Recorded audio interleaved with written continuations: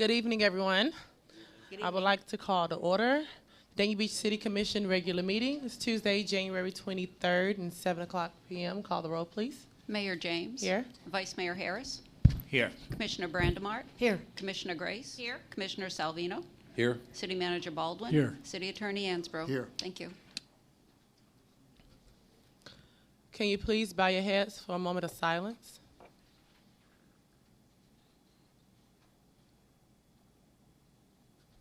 Thank you. And can you please stand for the pledge?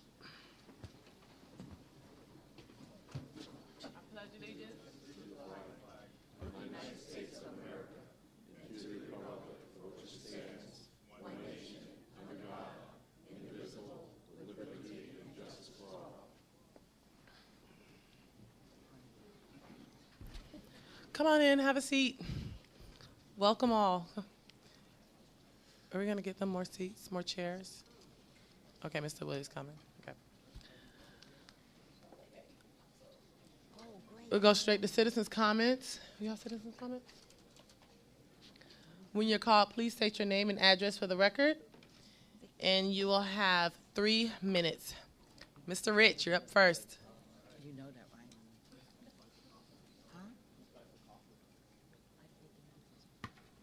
Hello, Mayor James. Good evening. Hello, good evening. Rich Aubie from 675 Southeast 2nd Avenue in Dania. Hello, Vice Mayor Harris, Commissioner Picky, Grace, Mr. Salvino. I'll be quick. Thank you for allowing me to speak. I've grown up in Hollywood and Dania now, and I'm raising my family here. And I just wanted to say thank you for the leadership that you guys are giving our community, and I'm proud to be raising my family here. Thank you. I also wanted to thank you and all the residents who came out to celebrate the Martin Luther King festivities that we had last week. I feel it was a home run that Dania put together. I'm fortunate enough to have attended the social that we had, the dinner, and I thought that was awesome to be able to attend that with you guys and some of the other people in our community. I think I also learned some great dance moves. Thank you. You going to show us some? Later. Okay. After that, on Monday, I was able to also attend the breakfast that we had at the C.W. Parker Center. I thought that was great, a great way to bring the community together. I appreciate that. I was able to experience that with some of you all as well, and to see some of my friends from South Broward High and throughout the community. I really enjoyed that, and I'm glad that you guys put that together. And right after that, I was able to march in the parade, which was awesome. I was able to march with some friends from the Dania Lions Club. We were able to give some high fives to some of the residents and some of the business owners. They all came out to the event, and I felt it was also a home run. And hopefully next year we could have even a bigger presence. I hope to get our Lions together, even more of us, to march in the parade. The piece in the park, I really enjoyed that. There was rock climbing. I was able to take my children there. There was DJs, food. There was a lot of unity in the park. I felt moved, and I feel if Martin Luther King was still alive, he'd be very proud of the city game Oh, for thank doing you. that. Yeah, that was awesome. There's a lot of thank yous because you guys probably get a lot of other stuff going on up here, but I wanted to thank you. I wanted to thank Mr. Salvino for also appointing me to the Creative Arts Council last year. I'm having a lot of fun with that. I'm learning a lot of things, and we're very gracious of the budget that we have. We're working on a mural that we're going to have done that's going to glorify the history of Dania, and I feel it's definitely going to improve some of the great characteristics that we have in Dania, and it's a great way to do it. So thank you, Mr. Salvino, for that. The biggest thank you that I wanted to use this mic for was I wanted to thank our guiding lions, the Dania Lions Club and Jim Silvernail. Because of their guidance, we have now created a Hollywood Lions Club, and we've joined over 1.5 million other lions around the world. Our club is one of the oldest, if not the oldest club in the world, in 200 different countries with over 1.5 million members. And we just celebrated our 100-year anniversary recently. So I'm very proud to be a member of this club, and that we're serving not only Dania, but also now Hollywood and joining the two cities, the sister cities. We became official back in May, and for our first fundraising event, we were fortunate that we were able to raise $23,000 for Project Alive, which is helping to create a cure for this disease called Hunter syndrome. So we have the opportunity of perhaps eradicating a disease, and that was a home run. Our next, the next event that we have is called Hollywood Light Up the Night Run over at Hollywood's Art Park. We rented the park, and we're going to be doing a fun run around that park. And I did want to mention that while I had the microphone, and if anybody is interested in attending that or sponsorship, it's happening March 10th at the Arts Park. And if you go to the our website, hollywoodlionsclub.com or .org, you can find out more about it, and I invite you all to that. Mr. Abbey, Yes. you have to wrap it up. Okay, great. I just wanted to, then I'll skip by that. The other thing that we've done for Dania that I was pretty happy about, we were able to help the South Broward Learning Center in Henry Graham, just a few blocks from here, to do a facelift on their school. A tree had fell on it during Hurricane Irma, and we were able to get some partnerships through the Diplomat Hotel, and we did a whole facelift on that school. And I just wanted to point out that our Lions Club is here to help not only the city of Dania, but of course Hollywood and throughout. And we hope to see a lot of the community at the Vintage Car Show happening next on the 27th. We'll be out there helping our Lions Club, the Dania Lions Club out, and I hope to see some of you out there. And that's pretty much it. And if there's any proud Lions out there, can I get a big roar? Roar! Ah, big roar. Thank you, guys. Just one? Just one? I know there's more lions out there. There's more lions in here. But they're Yes. shy tonight. If you're a proud lion, can I get one more roar? Roar! All Thank to you guys for letting me share. Thank you, Rich. Good job, Rich. Gayatan, I've totally messed your name up, sir. I'm sorry. Vic. No. Vic. Can you pronounce your name when you get up here? Gaytan Bournier. At the end of 7th Avenue, Okay. on Could the you? dead end. Okay. Please I- state your name and address for the record, and you'll have 3 minutes. Okay, my name is Gaetan Bernier, 120 Southwest 7th Avenue, Dania Beach. Like I said, I received some paper that Mr. Hill is selling and rezoning his land, the nursery. And I heard that maybe there is a right of way. I just want to, You heard what? there is a right of way. What about the probably right of way? Lloyd something street, it was supposed to be a street over there. I'm wondering if I have the right to have a piece of land. You want to own the right of way at your place? Not right, no. There is a, sorry, There's a different right of way that you want? he's rezoning the land. And Okay. there is a right of way somewhere, and I think it's right beside my place. And I wonder if I have the right to have some land. Okay. So- Mark, could you raise your hand?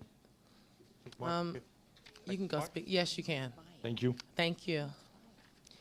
Henry Graham?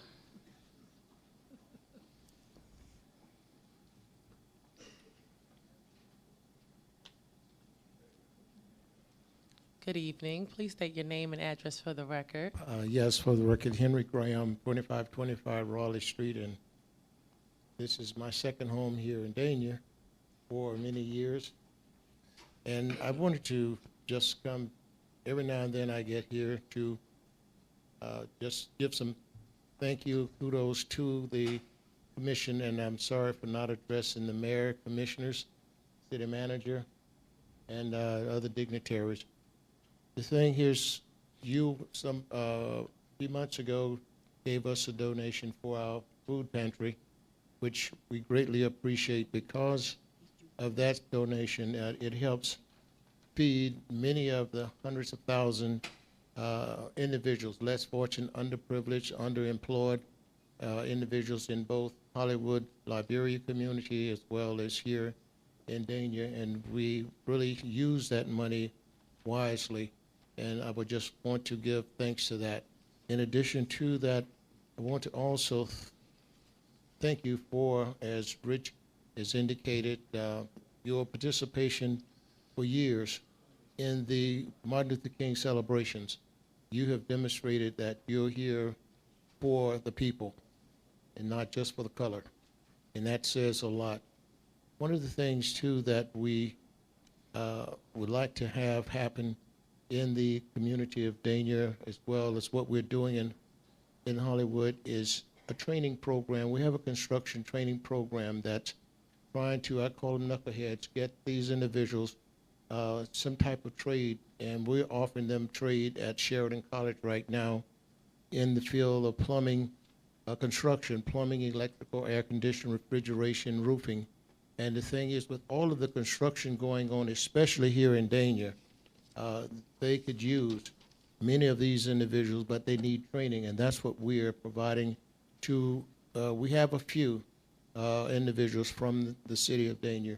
We like to have more, but then again, we need a few dollars, and we need to talk about that, because sitting on the corners around the Charlie Will Parks and what have you, that is not what it should be.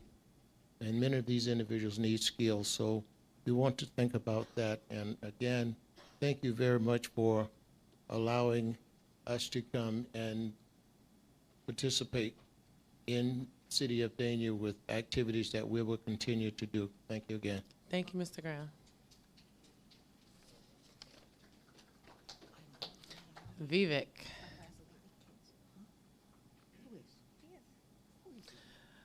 Good Good evening, evening, please. commissioners, people in general. Glad to be here. I'm here to request that the city pass what I call. Can you state your name and address for the record, I'm sorry, please? Vivek Goldicari, 301 Southeast 3rd Street, Dania Beach. Thank you. I'm here to request that the city pass what I call a performers code of ethics. Too many DJs and outdoor performers have been misusing events, purposely to send their music into people's homes. This is the same thing as telemarketers calling you at dinner time. Now, I'm all in favor of these events and fun. I just want people to have to respect certain parameters. Here are some of the ideas I've proposed. I will always practice concern for the comfort and well-being of the neighbors where I perform. I will ensure that any sound I generate will stay within the area where I'm authorized to perform. I will never bend the rules or compromise the interests of Dania Beach for my own selfish business interests. I will use only directional speakers and send the sound to a designated area for those interested in listening. Many of these people are doing the same thing as a person misusing his boss's office to sell his own merchandise to the clients, to this database. They're taking over our purpose. These events are great, but make sure that when people perform here, anybody outdoors, they perform within certain rules that the city has laid down. Again, I want to thank the city. I love the events. I want the city to make a lot of money and have more events, but I want people to operate within certain parameters. Thank you. Thank you, Vivek. Georgette Lacey. Georgette. Oh. Good evening. Please state your name and address for the record, and you have 3 minutes. My name is Georgette. Just pull it down. There you go. My name is Georgette Lasley. My address is 5220 Wally Street in Hollywood, Florida. First off, I would like to say thank you for the Martin Luther King Day celebration. I really enjoyed it. It was really, really nice this year. And now, this is an open invitation to ask you all to, I want you guys to be in, to invite you all and the city of Dania and BSO to participate or help or support us in a Juneteenth celebration that's coming June 16, 2018. And what I did was I made some little loose leaves so you'll know what Juneteenth is. The Juneteenth, the day of slavery, June 19th. And we're gonna have a celebration at Addis Middle School on the baseball field, and I want to invite you all to participate and support us in that. Okay. All right, can I give this to her to Yes, pass ma'am. to you all?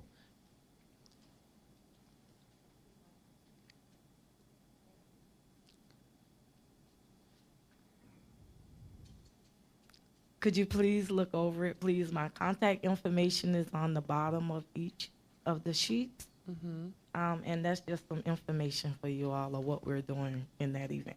Okay. Thank you. Thank you.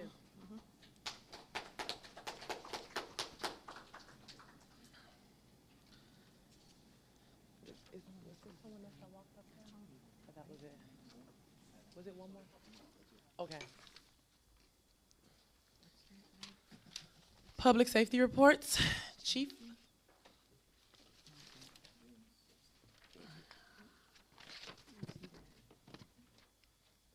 Good evening, Mayor, Vice Mayor, Commissioners. Good evening.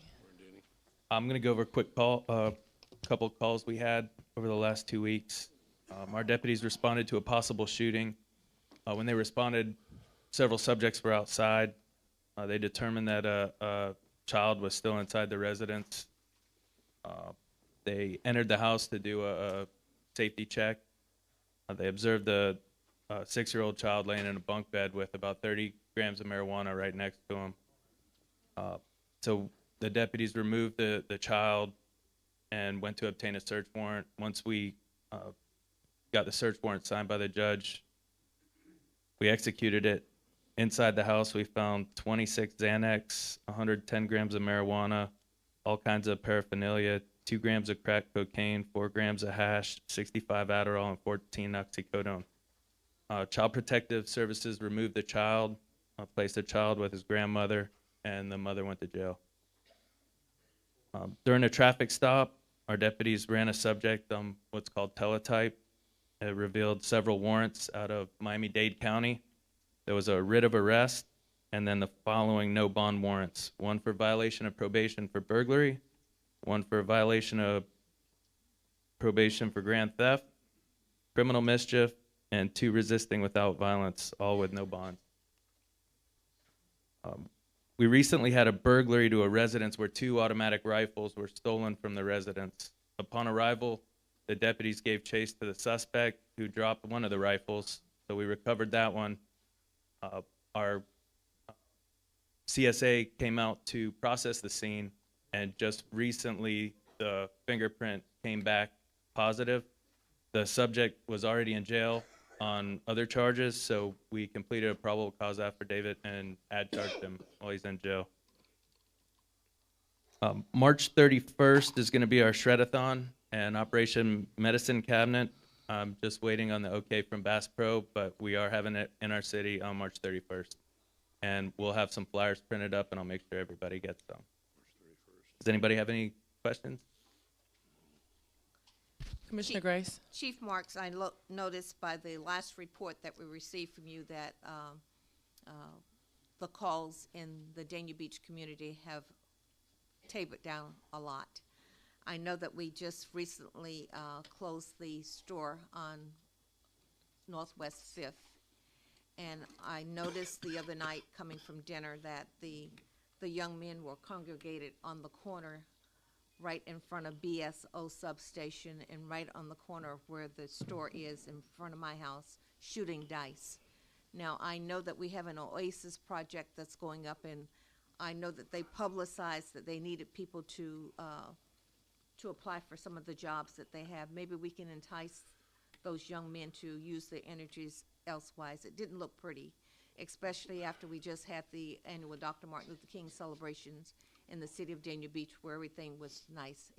It's not a good fixture for us when we're trying to clean up some of the avenues that we have, starting with Smith's store, this store, and of course, there are going to be a lot more Oasis projects that we're going to be building new homes along with the CRA workforce homes. So if we can just kind of let them understand that their energy shouldn't be used in that way, and then you're disrespecting the city as a whole when you do something like that. I agree. We'll take care of it. Thank you.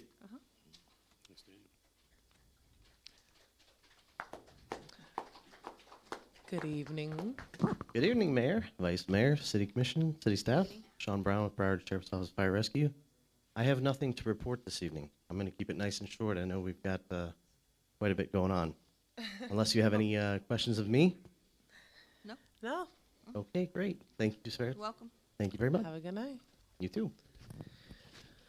Consent agenda. Do we have any pulls? Mayor, I just have some questions on, Which, I think number one, I can't let me put my glasses on. well, I'm pulling 2 and 6. Anybody want to add to that? Yeah, well, I'd like the 3 3, and 5. 5. Motion to approve with the exception of 7.2, 3, 5, and 6.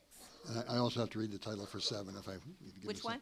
For 7, I had to read that ordinance Okay. title. All right. That's an And ordinance 7. of the City Commission Okay. of the City of Dania Beach, Florida pertaining to parking of vehicles, amending Chapter 25 entitled Traffic, Article 3 entitled Parking, Stopping, and Standing, Division 1 generally, Section 2551 entitled Angle Parking, Backing Prohibited, Division 2 entitled Enforcement, Section 2579 entitled Fines to update, clarify, and revise such sections, and Division 3 entitled Parking Meters, Section 2586 entitled Paying for Parking by Use of Appropriate Coins or Currency, Time Restrictions, Parking Within Meter Space of the City Code of Ordinances, providing for conflicts, providing for severability, further providing for an effective date, first reading of the ordinance. So we do have a motion to approve with those exceptions. Do we have a second? I'll second. Call the roll, please. Commissioner Brandimart? Yes. Commissioner Grace? Yes. Commissioner Salvino? Yes. Vice Mayor Harris? Yes. Mayor James? Yes. Thank you.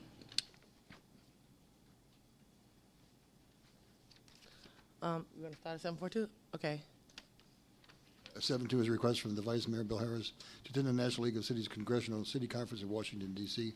on March 9th through the 13th of this year, estimated cost $3,019.92. I just pulled this very quickly because I found it very ironic from the last meeting with the travel request that the Vice Mayor is traveling to D.C. to represent the city, and I just wanted to wish you well.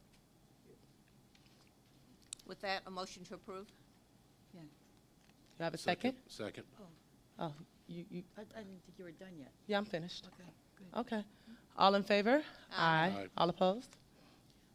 Okay, the next is a resolution of the City Commission of the City of Dania Beach, Florida, authorizing the proper city officials to approve change order number 5 in the amount of $19,057.50 to MBR Construction, Inc. for the Dania Beach Ocean Park Revitalization Phase 1 construction project, providing for conflicts, further providing for an effective date. Commissioner Savino? Yeah, I read the backup on this and about the putting gates up. I'm just curious to know where these, I still can't figure out where the gates are going and what purpose they're resolving. Commissioner, when we designed Phase 1 of the beach revitalization, you approved crossovers going from the parking lot over the dune so people couldn't walk through the dune. Unfortunately, as the beach is eroded, where the crossovers are on the beach side, we've experienced more erosion where people could actually fall off the end of the crossovers at certain times, so we need to close those. And that's what we're proposing, to put gates up. But the gates are, they're set on the north end of the beach. They put them up at the crossovers so that if they don't walk into. Well, I'm not saying we didn't need, I just didn't, I mean, that's fine. I just don't understand where they're going and how they're operating. I know the crossovers that you have there, but this stated on the north end of the beach. I'm not sure that particular. And I didn't know there was any crossovers at the north end of the beach. Grant you. Because that's where your quarter deck is. You're right. quarter Brad Kane, Public Services Director. There are 2 that exist now on the south end. Right. And as you go across the dunes, you wake more north, there are the other 3 are located strategically as you walk along. You're talking about north of, north part of the beach, not on the north end of the Right. beach? Correct. Okay. Correct. All right, that's fine. Gotcha. Okay. Move the item. Second. All in favor? Aye. Next is item 5, a resolution of the City Commission of the City of Dania Beach, Florida, authorizing the proper city officials to purchase services from Dakota Construction in the amount of $39,800 for the demolition of property located at 242 Southwest 7th Street without competitive bidding and without advertisement for bids for a project that will exceed the annual vendor threshold of $25,000 for a single vendor in a fiscal year, providing for conflicts, further providing for an effective date. Okay, I saw the backup on that as well. We did have 3 bids on that to demolish, That's right, right? Demolish? Demolish this particular house. Is that, am I correct? That's correct. The thing is that we're offering it to Dakota. Is that correct? Yes. Okay. The thing That's the the thing I recommendation. had in question, I saw that a couple of the bids were very close, and you're offering it at the first bid. I do know that this company has run behind on the project that we have here, and just because the price is the best, is it the best choice? Commissioner, we tend to recommend the low bidder. That's pretty much the safest way to go on these things. So Okay. it's a demolition. I don't think it's going to be very complicated. Move it. I have a question about that property, since we're talking about that property. In any of this funding, did it include any grass or sod or It's anything? supposed to be sodded after it's demolished, and It's been demolished, so, I mean, there's nothing there. it is in the It's been code gone. that it has to be sodded, and there's something else sodded, and that's pretty much it. They've already sodded, tore it down? yes. Smith's store? Are we talking No, about Smith's store? No. Well, No, no, no. the The problem house with lot. Smith's Oh, store okay. is we're still negotiating for another parcel that if we get and tear it down, it's gonna take more work Sorry, on I'm- that side. Okay. That's one reason. Okay. Go ahead. You moved it? Move the item. You have a second? Second. All in favor? Aye. Nay. I'm Item- saying nay. You said nay? Oh, okay. 4 ayes and a nay. Commissioner Savino. Item 6, a resolution of the City Commission of the City of Dania Beach, Florida, authorizing the conveyance of 6 parcels of city-owned land in the property within the Dania Beach Community Redevelopment Area at a price of $1 per parcel to the Dania Beach Community Redevelopment Agency, the CRA, for the purpose of using the property to facilitate single-family housing development in the community development area, authorizing the proper city officials to execute a deed for each parcel for this purpose, authorizing the officials to execute all the related documents, providing for conflicts, further providing for an effective date. Okay. I pulled this item because I read over the resolution, and I didn't see anywhere in there that we specified that the other properties aren't going to be declared surplus. And I also read some of the language, and I wanted to make sure that we are not mandating, or I didn't know if the board was mandating this particular purpose. I know we spoke and said this is something that we would like to see, but I just did not think that it was our direction that we wanted to tie them into only having this as an option, because we don't know what other options that the CRA may have. So we agreed to give them these 6 properties, correct? Okay. And we said that we would like to see single-family housing, but you don't know what else that can fall close to that. And this language just specifies that that's what it's for. It says to facilitate single-family housing development in the community redevelopment area. And so I wanted to know who wrote the resolution. The CRA director drafted it at first, and I finalized it. Okay.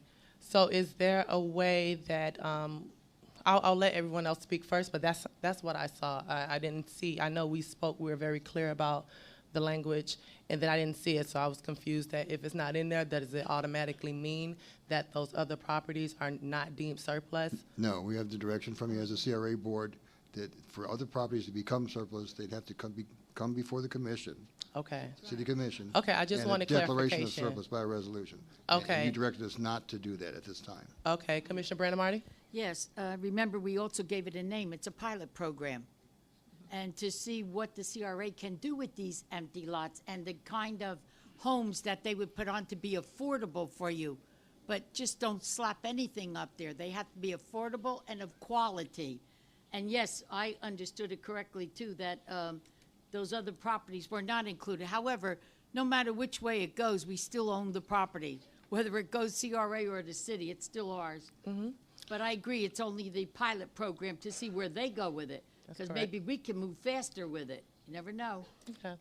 Commissioner Grace? It was very clear from the beginning that the direction that we wanted it to go is to make sure that we have quality homes on those 6 lots. 2 of those are in part of the Oasis, and I actually had an opportunity to take a look at what we can offer. And even though we talked about workforce homes, I am very comfortable that We will build something that's very quality, like Dania Economic and Development Corporation did, LES did, to make it affordable for the neighborhoods. And those properties that will be surplus, we still have the hold on those properties. So nothing will be touched because we are CRA and also commissioners. We own it. Commissioner Savino? Yeah, Commissioner Grace just, I think, caught part of what I was going to say. I think when they do their due diligence on what to put on there, what type of house to put on there, they would build them according to what's in the area. You don't want to overbuild it, you don't want to underbuild it. So they look very similar to what she's talking about. I think it fit perfectly in there and become affordable housing for Okay, I just wanted clarification about it. I just wanted to make sure nothing came back and we weren't clear on it, so that's it. Move it. Move the item. Second. All in favor? Aye. All opposed? We'll go right to our public hearing. Okay, item 191 is an ordinance of the City Commission of the City of Dania Beach, Florida, amending Chapter 28 of the Land Development Code of the City Code of Ordinances by amending Article 115, Section 115-40, Schedule of Permitted Uses in Commercial Districts, providing for the use of outdoor sales, leasing, rental, and display of automobiles, motorcycles, or trucks, including maintenance and service thereof, in an opaque covered facility or indoors, providing for severability, providing for conflicts, further providing for an effective date. It's the second reading of this ordinance. Yeah, I got no problem. Good evening. Corinne LaJoy, Planning and Zoning Manager. This is second reading of a text amendment. You did hear it previously last year. I can go through it again if you like, but I know the applicant's here as well, if you have any questions of them. Would you like to speak? Okay, sure. Jim Brady, 200 East Los Olas Boulevard, Suite 1000 in Fort Lauderdale, Florida. First of all, I want to thank you for your service to the community in general, but for your favor at the last meeting. We have the support of staff, Planning and Zoning Board, and on first reading, your support. We hope we have that for the second reading. We think this is going to be just a great change in that area that will allow expansion of good uses in the Ravenswood Road area. We hope you will agree with us. And tonight, we have Brian Grossman. You know, he is the representative of the owner. But we also have John Pritchett here, who is Nextran Corporation's CEO. They are the tenant, which is going to occupy the space. And I think you're going to see really good things from that company. If you have any questions, we're anxious to help answer them, but otherwise I'll sit down because I've seen your agenda. Thank you. Daniel and Tina Longman. Hi, please state your name and address for the record. You have 3 minutes. Yeah, Dan Longman, 4470 Ravenswood Road, Dania Beach. I'm just here in support of Mr. Grossman's text change. I'm a property owner adjacent to him. This is an industrial area. We feel that all uses, legitimate uses for business, should be allowed in this industrial area. The taxes in this area are extreme. I've paid over $1 million in taxes since I own this property. We need to be able to do our business. I'm in the marina business.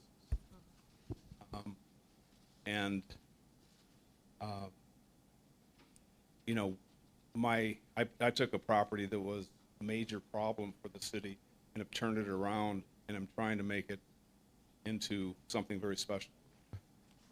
We've done a good job in the 10 years I've owned it. We're going to do a better job going forward. But we really, you know, again, I'm in support of Mr. Grossman's text changes, and I'm here to support. Nice. Thank you. Thank you. Anyone else? This is a public hearing. Anyone to speak for or against this? Anyone else? Me? Anyone else? Oh, sorry. I'll make a motion to approve on the second reading and welcome to the city Nextran. Move the item, please. Call the roll, please. Commissioner Savino. Commissioner Brandemart. Yes. Commissioner Grace. Yes. Commissioner Salvino. Vice Mayor Harris. Yes. Mayor James. Yes. Thank you. 9.2 is an ordinance of the City Commission of the City of Dania Beach, Florida, to amend Chapter 28 of the Land Development Code of the City Code of Ordinances by amending Article 110 use regulations for commercial and mixed-use districts to address requirements to allow outdoor seating, amending Article 115 schedule of permitted uses to address uses concerning automobiles and storage facilities in certain zones, amending Article 302 detailed use regulations to address special exception uses and permitted uses for civic and institutional uses, general commercial uses, restricted commercial uses, and industrial uses, amending Article 303 district development standards, providing for severability, providing for conflicts, further providing for an effective date. This would be the first reading of this ordinance, but the Community Development Department has requested to defer this to the February 13th City Commission meeting for the first reading. Still, there may be people here. It's a public hearing.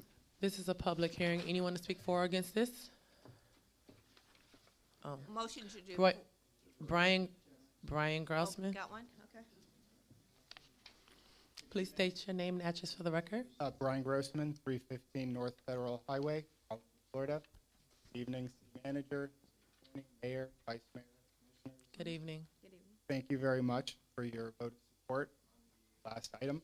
I was looking through the agenda and I saw this proposed ordinance change, and would like to request some clarification that should this ordinance change pass, that our last ordinance change would not be nullified. I quickly looked through that ordinance change and I noticed that that use, it appears to be made not permitted under this proposed ordinance change that's here at first reading. That would be the first thing I would like to have clarified. And then one thing that I would like to stress is that I, as the owner of 4300 Ravenswood Road, I was the one marketing the property. I was the one taking phone calls from interested parties when we were looking for a suitable tenant for the site. And by far and away, the highest and best use, highest demand from the qualified prospective tenants was vehicular-related uses would be number one.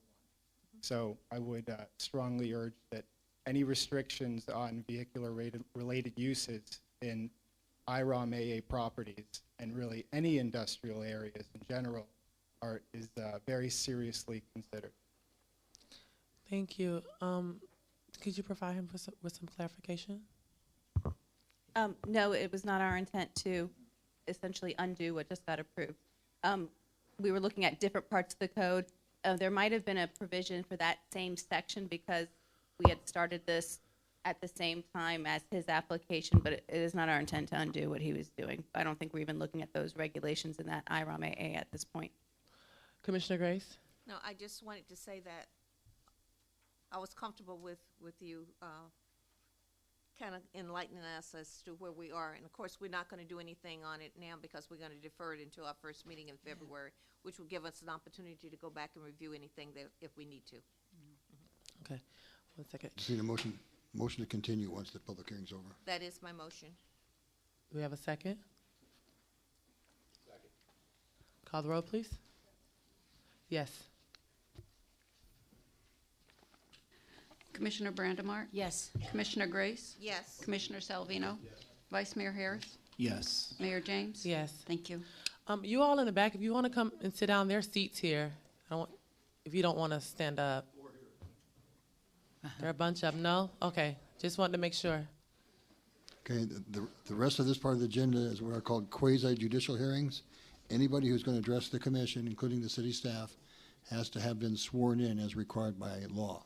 So anybody who's going to speak on the Griffin 3100 matter, the Dania Live 1748 LLC, the Sunshine REO Roman 11 matter, or the Housing Authority matters. Anybody who's going to speak on those matters, I need you to please stand for a second. Anybody who's going to speak?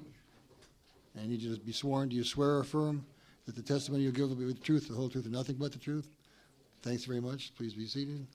And I will call each one now. The first one is 9.3, a resolution of the City Commission of the City of Dania Beach, Florida, approving the waiver of replat request OT 13117 submitted by Thomas Engineering Group LLC on behalf of the property owner Griffin 3100 LLC for property generally located on the northeast corner of the intersection of Griffin Road and Southwest 32nd Avenue within the city of Dania Beach, Florida, providing for conflicts, providing for severability, further providing for an effective date. Good evening. Bryn LaJoy, Planning and Zoning Manager. This application is for a waiver of replat, and it's required because they're asking for a vacation of a right-of-way easement. And our code requires any vacations to replat the property unless the commission waives that requirement. So that's what the applicant is asking for this evening.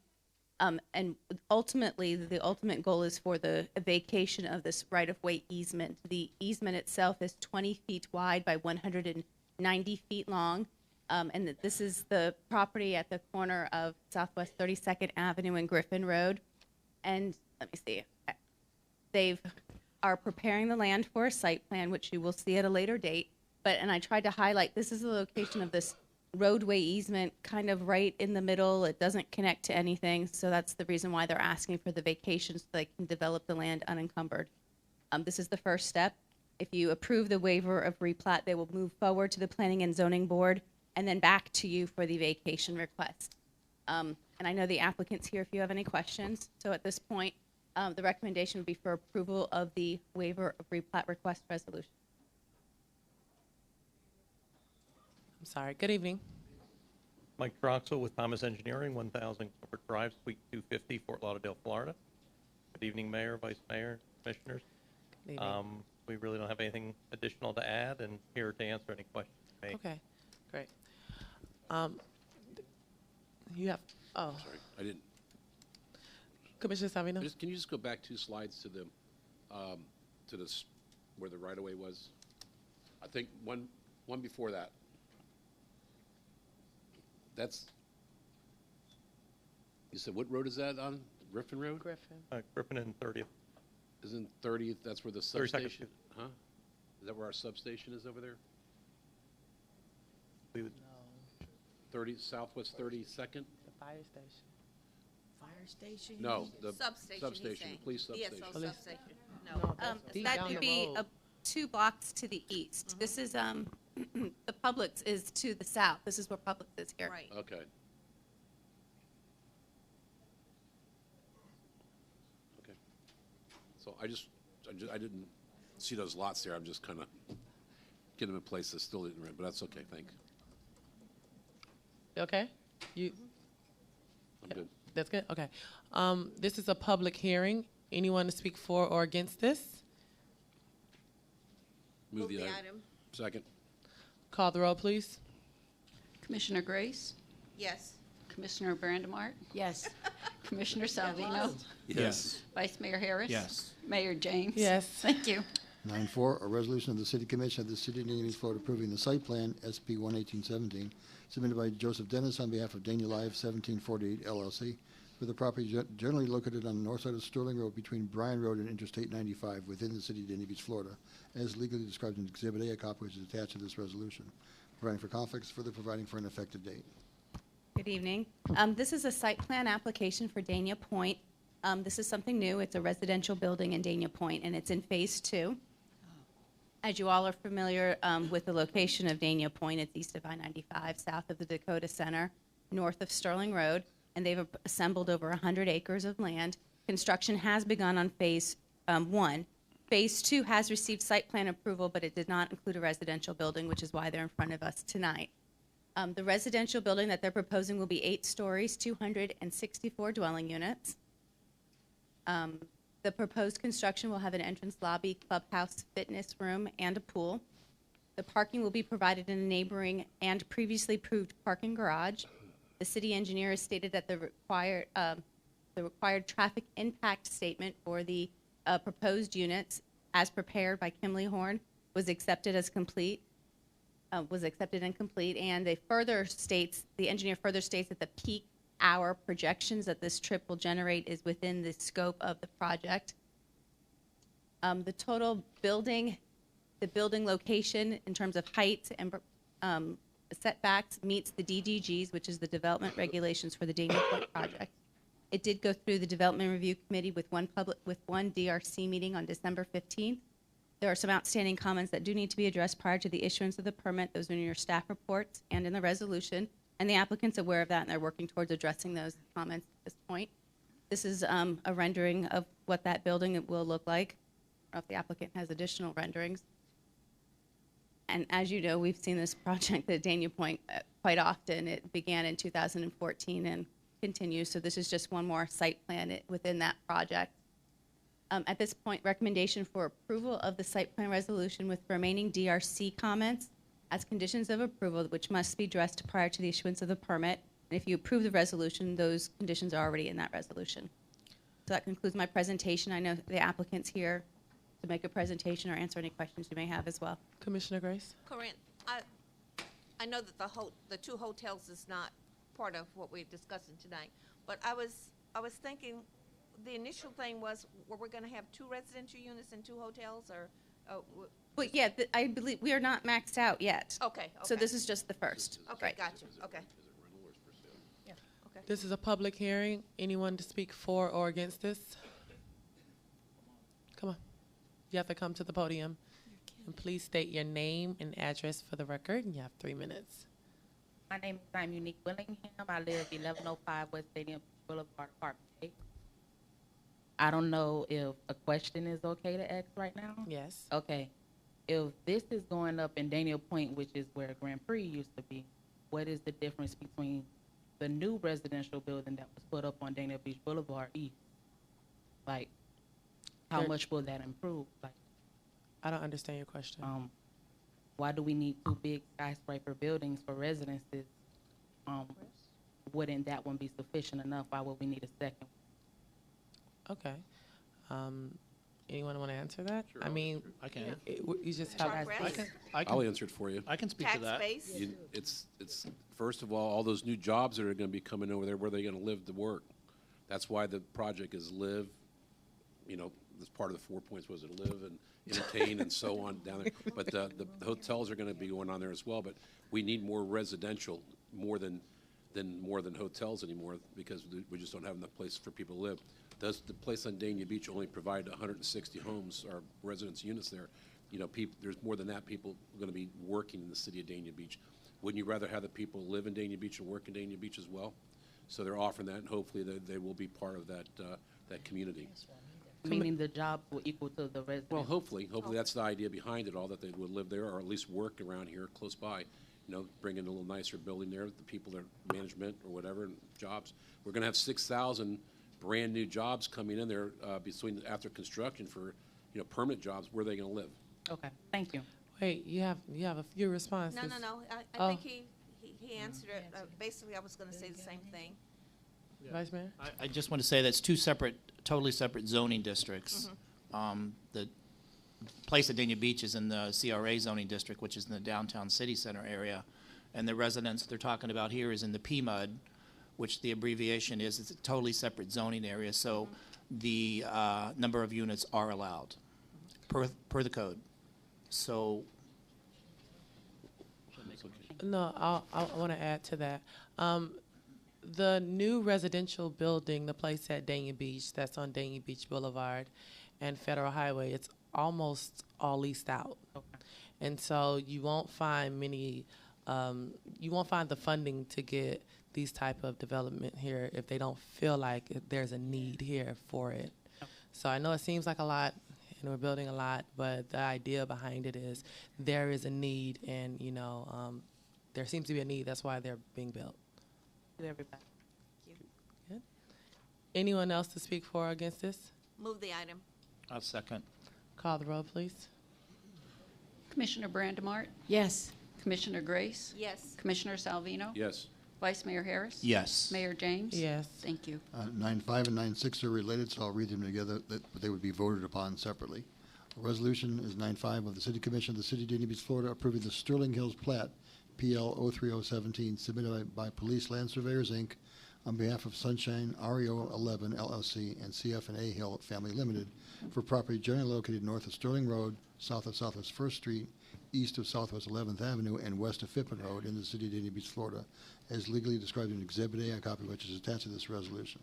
Running for conflicts, further providing for an effective date, and a resolution of the City Commission of the City of Dania Beach, Florida, approving the site plan SB 11417, exceptions from design standards OT 14117, OT 14217, sign variances VA 13317, VA 13417, VA 13517, variances VA 13617, VA 13717, VA 13817, VA 13917, VA 14017, and special exception SC 11317, submitted by CF&A Hill Family Limited, Sunshine REO 11 LLC, and JSRJ Inc. for the property generally located on the north side of Sterling Road, between 12th Avenue and 5th and Waiters Road in the city of Dania Beach, Florida, as legally described in Exhibit A copy of which is attached to this resolution, providing for conflicts, further providing for an effective date. Good evening, Corinne LaJoy, and I apologize in advance, but I really, I'm going to try to be as brief as possible, but I am going to go through each of the requests, and there are several requests. This is for a site plan. It is at the corner of Pippin Road and Sterling Road. It has two zoning designations, commercial and industrial. It is in the Regional Activity Center, and there are no violations on the property. Together, they've assembled a parcel of 5.5 acres in size. And this is the location, and as you know, you saw this previously because the yellow parcel was the part that was rezoned previously. So now we're coming in with the site plan, so they've unified the entire site, which is outlined in red. And there are several actions, so I'll go through them one by one. The first is for the plat. The proposed plat includes an elimination of an unimproved alley that is 20 feet wide, located along the western property line of the parcel where the self-storage facility is located, so it's the part that reaches first. The plat itself will be restricted to 127,000 square feet of self-storage use. This did go through the Development Review Committee and was reviewed by staff, and for the plat, the applicant was able to address all of the outstanding comments on that. They are requesting a special exception as well, and this is for a drive-through use that is being proposed as part of the multi-tenant building on the site. It is a special exception use, and the code identifies 11 criteria that it's intended to judge the compatibility of such a use, any special exception uses. Those criteria identified in the staff report, the applicant has provided justification statement identifying how their requests are consistent with those criteria. Okay, and there are several variances, so I'll go through the first few. So the first is to provide 18 parking spaces for the self-storage structure, where 63 parking spaces are required. The second is to provide an approximately 4-foot 6-inch landscape buffer along the west property line where 10 foot is required. The third is to provide 9 clusters of coconut palms. They're changing out the type of material, the type of tree where the code requires royal palms along the street frontage. The fourth is to allow a 58-foot tall building where the code allows a maximum of 35-foot building height. The fifth is regarding building setbacks, and the first is to allow the front setback for the self-storage building to be 31.59 feet, where 35 is required. And the second is to allow the interior side for the self-storage building, which is the west setback, to be at 14.72, where the code requires 25-foot setback. Again, the land development regulations identifies criteria that the applicant needs to meet in order to justify the need for the variances. The applicant is able to provide a justification statement addressing how their requests are consistent with those criteria. There are additional variances as well. There's some for the signs, so I'll go through the sign variances for the wall sign variances at this time. So they're requesting to allow one wall sign on an internal building elevation, which is the west side of the grocery store, where the code does not allow a wall sign. It only allows wall signs on street frontages, not interior. And that's where the applicant is requesting an additional sign. The next wall variance is to allow 4 signs on an internal building elevation on the east and the south for the CubeSmart, the self-storage building, where 1 sign per street frontage is permitted per tenant. The next is to allow 156.8 square feet of signage on the east elevation, where 117.5 square foot maximum is permitted. The next two is to allow the letter height of 33 inches on the east and south elevations, where 24-foot maximum letter height is permitted. And final for the wall sign is to allow a total square footage of 154.5 square foot wall sign area for the south elevation, where 81.75 square foot is the maximum. They are also asking for some variances related to the monument signs. The first is to allow 7 establishments to be identified on a single monument sign, where the code limits it to 6 tenants. The next is to allow 2 monument signs for totaling 80 square feet on Sterling Road, where a total of 64 square foot is permitted. The third is to allow the maximum height of 10 foot for a monument sign, where the code allows a maximum height of 8. And the final is to allow 48 square foot monument sign, an internal monument sign, where no internal monument sign is envisioned by the land development regulations. These actually, for signs, they have a different set of criteria that are identified in the sign section of land development regulations. Those are included in your staff report, and the applicant has addressed those specific sign criteria as well and provided it as justification in the package. They're also asking for exceptions. These exceptions are to the principal arterial design standards that are identified in our code. They're asking for a couple of those. The first is to provide no pitched roof with an overhang, where the code requires that. The second is to allow an opaque surface at the ground level visible from the sidewalk, where the code prohibits that. The third is to allow approximately 4.5% glass window and door on the primary elevation, where the code requires 35%. The fourth is to allow 8% glass and doors on the secondary elevation, where the code requires 15. The fifth is to allow 7 building colors for the grocery store and 4 on the commercial buildings, where the code allows a maximum of 3. And final is to allow 5 building colors for the self-storage building, where the code allows a maximum of. And again, there are criteria identified for the exemptions as well, which the applicant has addressed in their application package. The site plan itself, the whole thing, did go through the Development Review Committee, and that's for the self-storage facility, grocery store, and multi-tenant retail building. It did go through the DRC one time in November 30th. The applicant does have several outstanding DRC comments that they need to address prior to the issuance of a permit, and they're aware of those conditions. They are included in the staff report and in the resolution itself. The city engineer has confirmed that the traffic study that's prepared by TrafTech for the project was complete and accepted. There is one new condition that that was brought to our attention by the applicant. We added it to the resolution already, but I wanted to bring it to your attention because it's not in the staff report. And that's relating to an egress onto Southwest First Street to require that be a left turn only. The applicant's requesting this because the county is requesting it of them. So it was already designed that way, but we're adding it as a condition.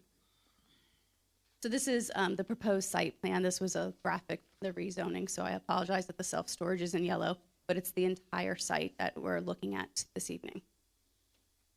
And as I said, you have seen this previously. In December of last year, you approved the rezoning for that self-storage.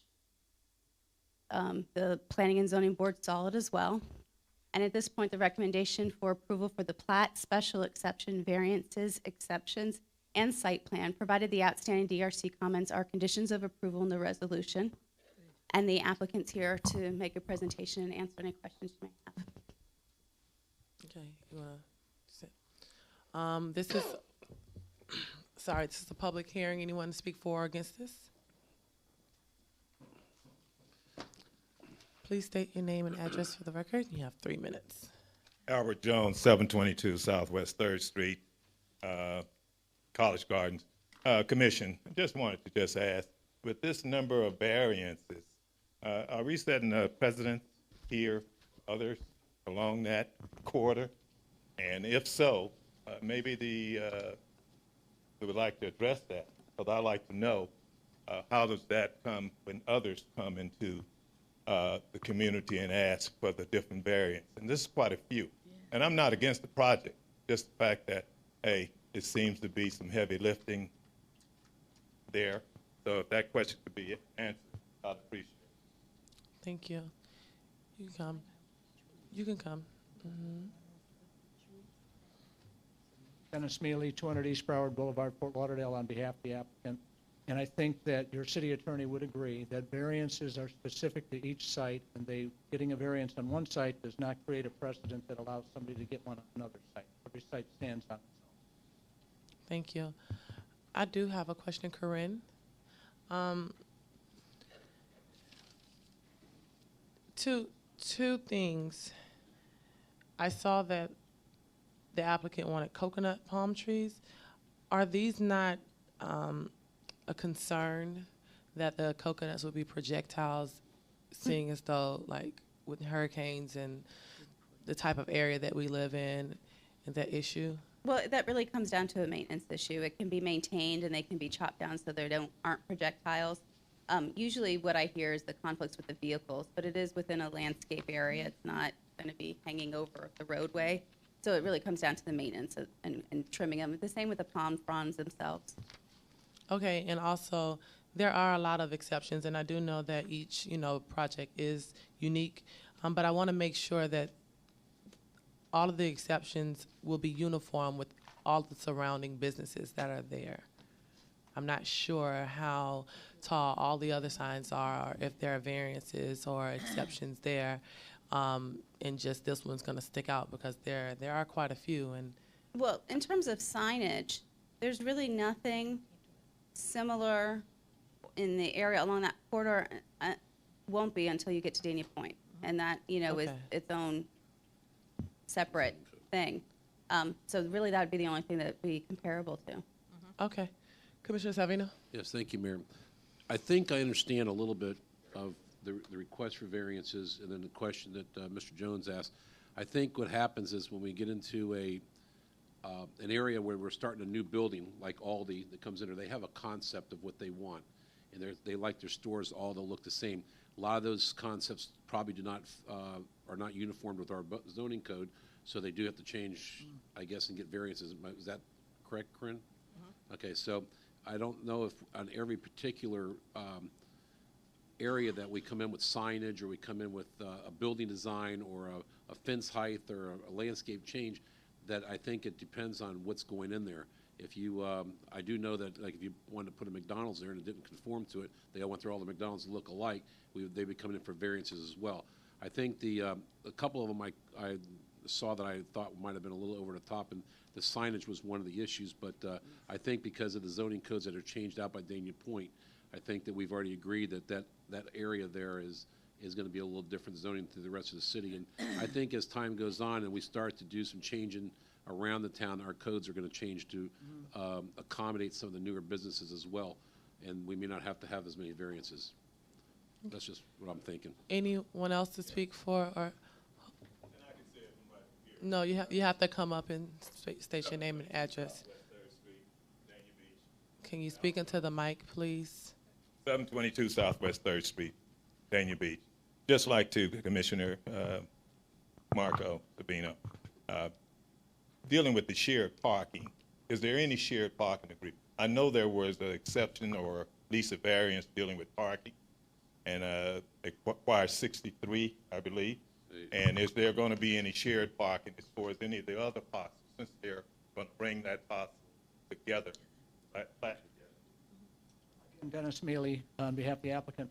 The only reduction in parking is with respect to the self-storage. And we see this in almost every city where we build self-storage, because these parking codes are set up for working warehouses, where you have 2,000 people working there, and you've got trucks coming in and out, and you're delivering stuff.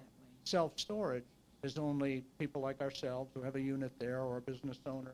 You back your car up to the door, you drop off your stuff, and you leave. The only time you're really parking in a parking space is when you're leasing your unit.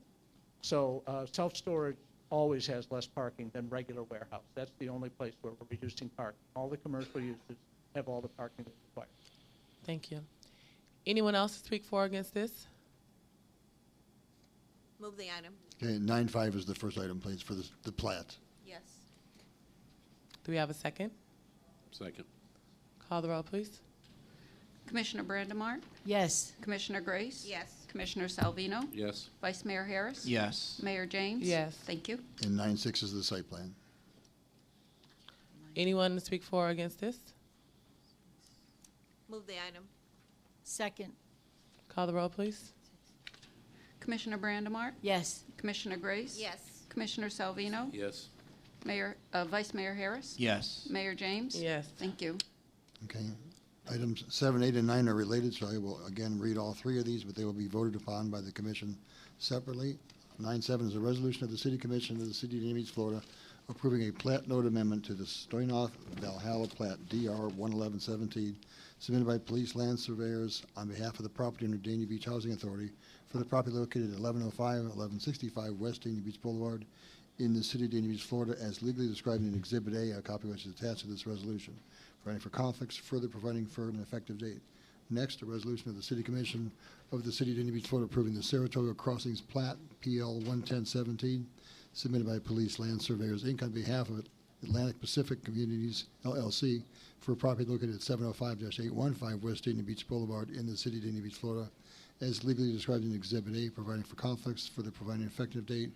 And last, a resolution of the City Commission of the City of Dania Beach, Florida, approving the site plan SP 100-17 as submitted by Greenberg Traurig, PA, representing the applicant, Atlantic Pacific Communities, LLC, for the development of the property located at 705-815 West Dania Beach Boulevard and 1105-1165 West Dania Beach Boulevard in the City of Dania Beach, Florida, as legally described in Exhibit A, a copy which is attached to this resolution, providing for conflicts, further providing for an effective date.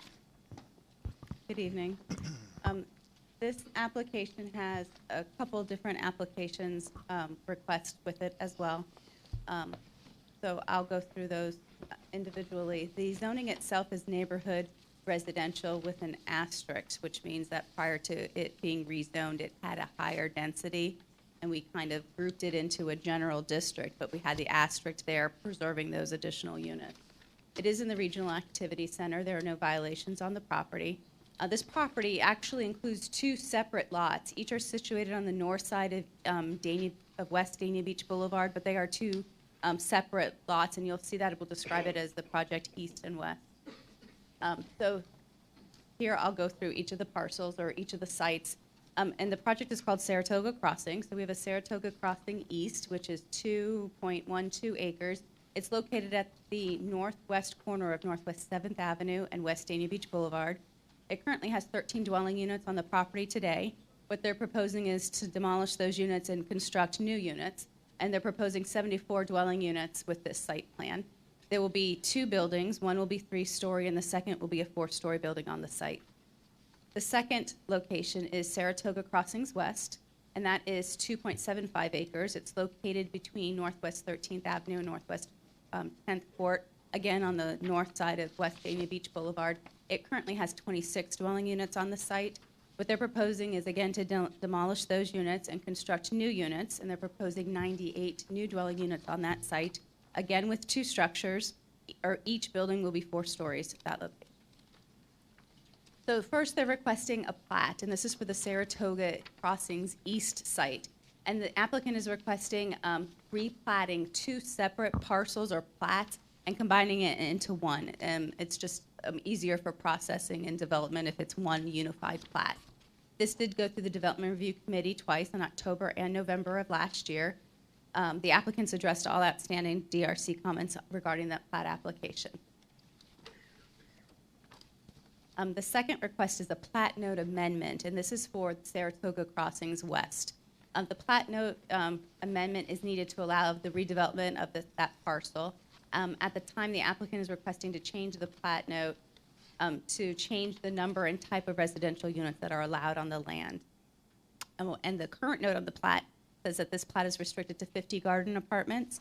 And what they're proposing, the new note to say is the plat will be restricted to 24 garden apartments on Parcel A.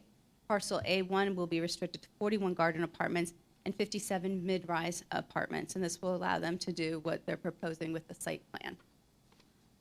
So the site plan meets the zoning's land development regulations with no variances, special exceptions, conditional uses, or exemptions, with the approval of the alternative parking standard that's being requested. The applicant is proposing to waive 96 parking spaces via the alternative parking standard provision, which requires the City Commission to review and approve that alternative standard consistent with the site plan approval process. Saratoga Crossings East is required to have 117 parking spaces. They're proposing 99, and Saratoga West is required to have 171 spaces. They're proposing 93. Based on an engineer's parking study that was reviewed and accepted by the city engineer, the proposed parking study, or the supply that they're providing on the site, will be sufficient to meet the anticipated demand of the tenants they're anticipating at these locations.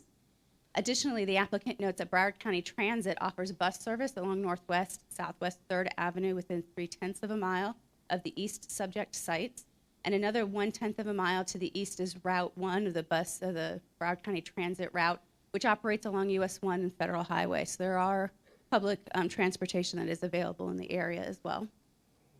The city engineer has stated that the traffic and parking study prepared by TrafTech for the Atlantic Pacific communities is deemed complete and accepted.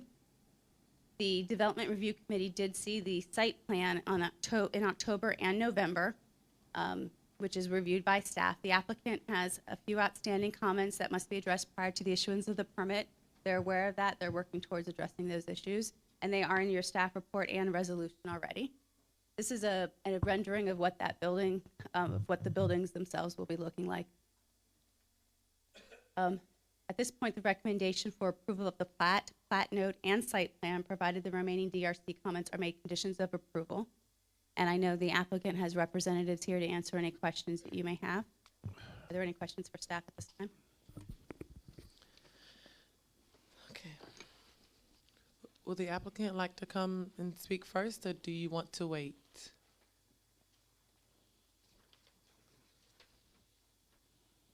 Good evening. Very brief. Good evening, Mayor James, Vice Mayor, and Commissioners. Marissa Neufeld with offices at 333 South 2nd Avenue. Corinne gave a very in-depth and thorough presentation, so we will just keep it brief. I have 33 letters of support from residents currently on the property, as well as a letter of support from a local pastor at St. Ruth Baptist Church. So I'm going to submit those to the clerk on the record. I also would like to ask, just to save a lot of time during the public comment portion, if anyone here in support would please stand up. We may have some people back there. I know your time is precious, so we will try to limit the public comment.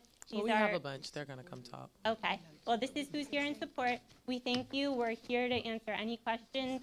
We have our architect here with presentation boards. If anyone has any questions and would like us to walk through that. Thank you. Thank you. Nefertia Jones. Hi, please state your name and address for the record, and you'll have 3 minutes. It's okay. Oh, well, you don't want to speak? You don't have to speak. Okay, that's fine. Jennifer? No last name.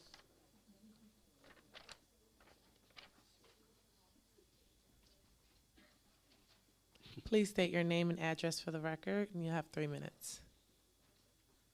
Okay, my name's Ken Taylor Brown. I live on 1302 Northwest 6th. I'm representing my mom. Oh, okay. I was gonna say, what's this? It's Jennifer. Hi, Jennifer. Okay. I used to live in Saratoga Apartments. When I first moved here, I was happy because we were homeless. We had just came from living in a storage. It was like a lot going on at the time. People always have something to say about Dania, but this community is more of a family than it is danger to anyone. This community is what these people have left. Everyone works hard, and everyone does what they can to keep what they have. And without the help of you guys, how can you all expect for us to do anything to this neighborhood or about this neighborhood if you want help? This neighborhood is the first neighborhood of Broward, the first city of Broward. This neighborhood is these people's life, everyone's life. Everyone in this neighborhood has been through a lot, and everyone in this neighborhood knows what it feels like to struggle at one point in time. It's different for you guys. Well, some of you, I guess. Ain't different from me. I guess maybe not you.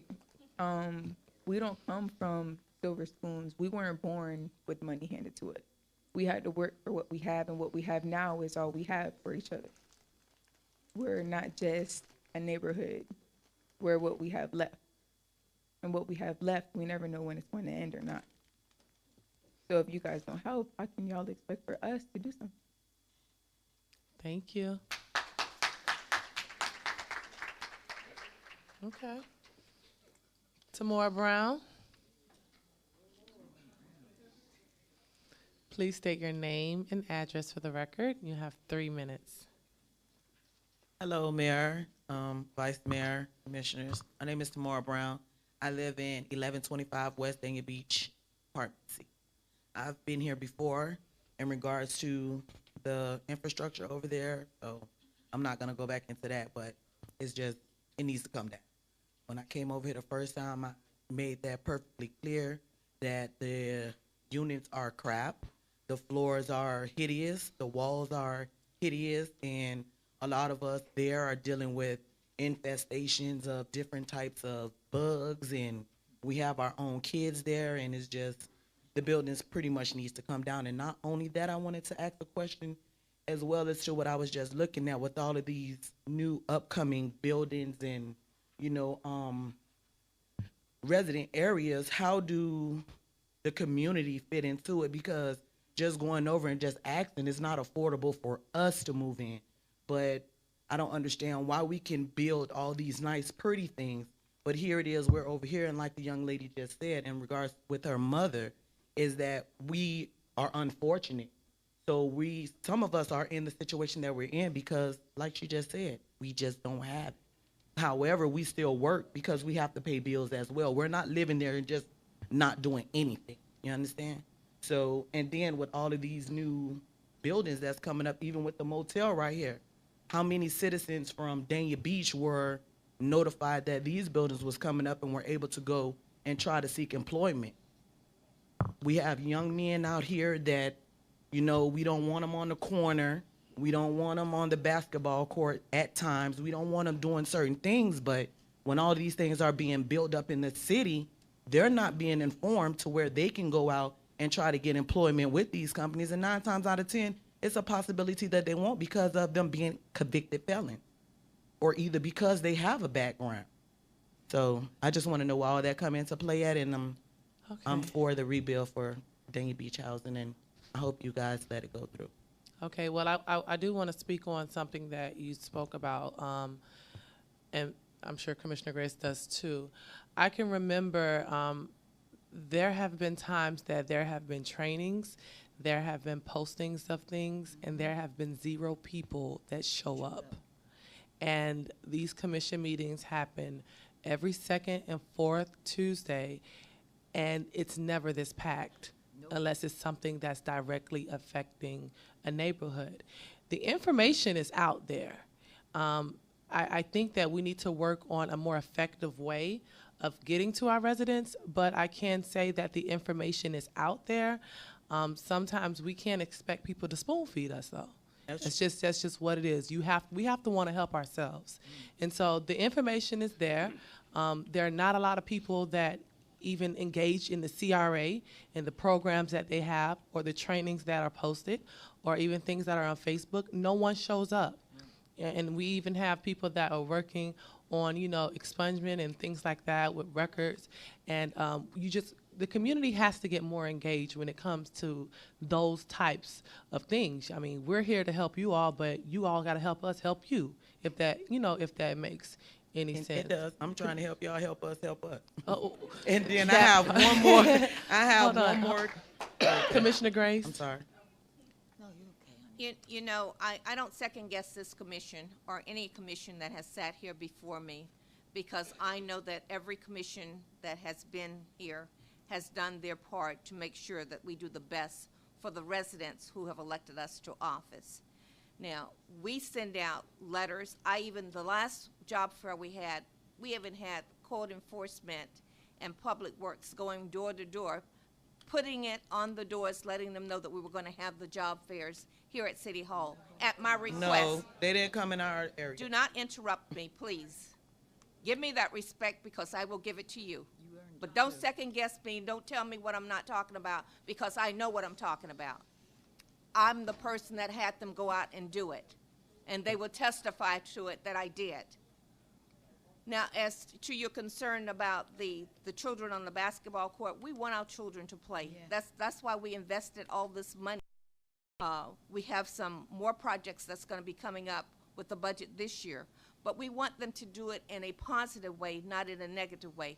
I want my parks to be full, like they were from MLK, but I don't want them doing things that is not conducive to what Parks and Recreation is all about. That's why we hired recently four full-time employees for Parks and Recreation. I don't think anybody up here is hindering about new housing. There is no silver spoon here. Not here. There's no silver spoon here. The only thing that I am objecting to is that we're spending $770,000 of taxpayers' money to help with this project. I think that as other projects came before us, we should have enticed people to come in and get your own funding. I'm sure that HUD and their partners would be able to do that. I am reminded of Henry Graham, LES, when he built his new project over by Mount Pleasant, and they said that they were going to, and we asked them to please, when you build your new apartments, to have the residents that stayed in there before come back. Not even 1/3 of those residents were back in those apartments. And that's what I want. I want, when they finish them, I want you to be able to come back to a brand new, nice place that you will be comfortable with your family. But do not come up here and tell me what I've not done and what I'm not going to do, because I know I've done my best. Commissioner Brandemarty? You can sit down, hon, if you want. No, You I don't have have to one- stand there. No, I Oh, wanted to then let with me- Ms. Grace. It wasn't anything out of offense, and when you say with the as far as taxpayers' money, like I was saying, half of us that live over there, if not all of us that live over there, we do work and we pay taxes as well. And our concerns over there is the same as concerns as yours. As far as when we went to the meeting, they explained to us that once they do the redevelopment and so forth, that they were going to allow us, the 39 families that's already there, they were going to make it to where we have first opportunity to come back for those that chose to come back. So we pretty much is on the I think same there's thing a, I as think you there's got. a disconnect. I think you all have to understand it's not it's not the city's responsibility to give this funding to HUD, because it's not owned by Dania Beach, and so this is a loan. This isn't the city paying for this. However, this is a loan, from the city, and it's not often that developers come here and ask the city to help pay for their development. So whereas you all might think that this is just something that is the city's property and why won't we put money into this? This isn't ours. I really want you all to understand that before. Commissioner Brandemart? We all lost sight of what we're talking about up here, because this is not at all about funding Saratoga. Saratoga funding is not on the agenda. Clarification from the city attorney, isn't this just for the plat? Yes. Isn't this to fund, I'm going to assume they got their own funding, because that's a different issue. You want the ground approved for it? No, It's a plat note, because that's what talks about how many units go on. The county wants to know, what are you building on there? So there's a plat note amendment, and then a plat, and then the site plan. All three are related, but you're correct. Nothing on here tonight. I'm still right. Nothing This on is here not about funding for Saratoga apartments. It's not about the loan at all. It is not about the loan. In fact, I think we made it very clear before my fellow commissioner and mayor were put up here. We didn't even want to vote on anything regarding that, because we felt that they too should be involved in the vote, not just us. But Bobby, I'm sorry, Commissioner. That's okay, Bobby's good. Bobby, right, Bobby. And Marco and myself, and we were waiting for whoever was going to be in these seats. Now, I'll tell you, be honest with you, I'm not against this at all. However, you better come up with the money. because I'm not even on that side of the next issue either. $800,000 taxpayers' money loaned out, not knowing how you're getting it back ain't happening. So I'm going to assume that the people put in for this plaque have funding on their own. I'm not talking about the people in the audience. I'm talking about other people. But this isn't about that. This is a plat. There's nothing wrong, even if this was voted on tonight. It's just for the plat, nothing to do with funding, and I don't know how we even got into that. Yeah, that's right, because and you the site attacked them. plan. If you didn't attack them, you wouldn't have got in a mess. Commissioner Salvino? Make a motion, we move the plat. Well, we have a lot of comments. Okay, go ahead. Well, if they get what they want, Well, we still have a lot of comments. okay. Sharon Sorry. Higgs? I'm sorry I pushed it, but I didn't mean to, Mayor. No, you're good. I mean, I put it again. I'm not. You don't want to speak? Okay. Please state your name and address for the record. You have 3 minutes. Sharon Higgs, 1115 West Dania Beach Boulevard, UC, Saratoga resident. I would just wanted the building to be rebuilt. She said what she had to say. I want to thank Ann Castro. If it don't go through, I want to thank her for trying. Nicole Graham? Please state your name and address for the record. Nicole Graham, 1165 Apartment B. I'm here to approve it. The buildings. Oh, I'm sorry. I love you. I'm sorry. I love you. It's cute. I second that. Mayor, we needed that. I have 5 kids. I'm a single mother, but the apartments, they are bad. We have mold. I can hear my upstairs neighbors walk every day. When the toilet flush, I can hear the water from the toilet flushing in my room. It's terrible. The floors are bad. The cabinets need to be redone. Just everything in there just need to come down and be rebuilt. The structure is bad.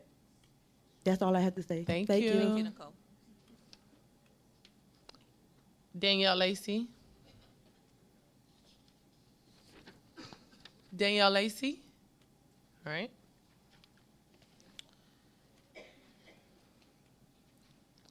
Jim Unique Victoria. Like 3 different names. Oh. Please state your name and address for the record. My name is I'm Unique Willingham. I'm Unique. And Victoria Tynes is my mother. Okay. So I'm speaking for the both of us. She's at home on her machine. All right, everybody. Hello. Hi, everybody. I have a small timeline. February 15th of this year will make 17 years that we've been in 1105 West Dania Beach Boulevard, Apartment A.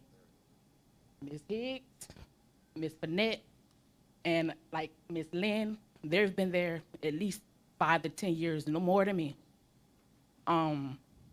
These apartments are home to people who've raised families, their children, their grandchildren, and for certain circumstances, great-grandchildren. We've went through the ringer to get to where we are. Now that I'm older, I was 10 years old when I moved there. I'm now 27 years old.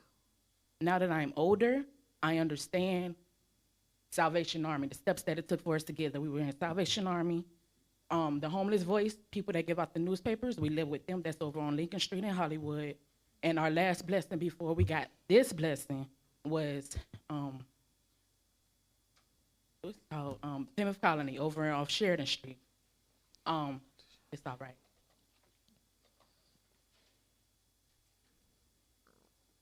I went through 11 elementary schools. Collins Elementary was my last elementary school. 11, 12 elementary schools in 3 states. Like 5, 6 homeless shelters. And these are things that I remember this age. This is our last step. This is our biggest blessing we've ever got. I couldn't understand it when I was younger because I'm like, why we're not moving anymore? Why we're not moving anymore? 2002, February 2002 was my mom's last time working and being employed in the workforce. These apartments has truly been a blessing. Even though, we may not agree with our managerial people, the people in the management, that's fine. We still have to buckle down and think about what's more important, and that's being stable and having a stable home, a stable environment. Because some of us has been here legit 20 plus years since those apartments was first built up. Even my friend, Miss Laura Jackson, she's not here. Their family has been here since the 90s. It's time for a change, seriously. People who was there longer than me, they know the building up of them when Gulfstream was black and white, when before we were Pepto-Bismol pink. People and the pink. And people know Old Dania when it was only Camp Landon and nothing else, wood. And these are families that just would like to see different, would like to be treated different, to know that they're worth more. Thank you. Thank you, everybody. You're welcome. Thank you. Thank you. Did I do that? Nicole Graham? I feel like I know, it must be twice. Alicia Cooper? You Alicia? Okay, Alicia? No, Alicia? Okay. Vincent Spence? Vincent? Huh? All right. Lisette? Okay. Good evening. Please state your name and address for the record. My name Speak into the mic, please. My name is Lisette Nunez. I live at 815 West Dania Beach Boulevard, Apartment B. I am new to the area. As everybody and as many people have said, this apartment complex has been a blessing for me and my children. I am a single mother as well. I have 5 children. 4 live in the home with me. My oldest is 21. Prior to coming to Saratoga Apartments, we were homeless. We were bouncing throughout the entire state. All of my children with me and our dog. We had to give our dog up long before coming to Saratoga Apartments, but again, we had a place to call our own.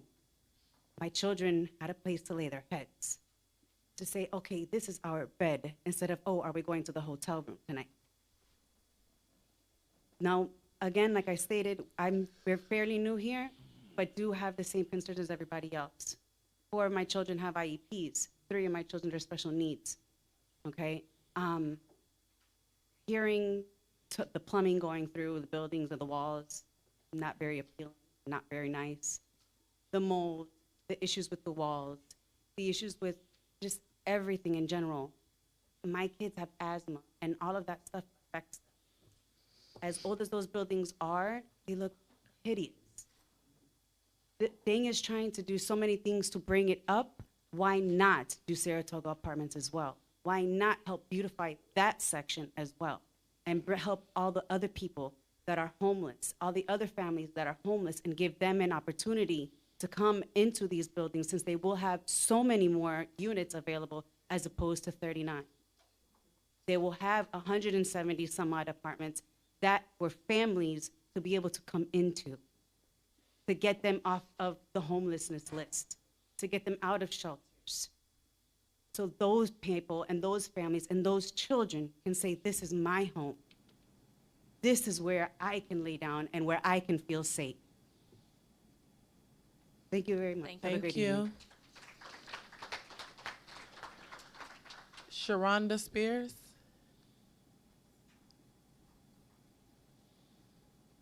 Good evening. Please state your name and address for the record.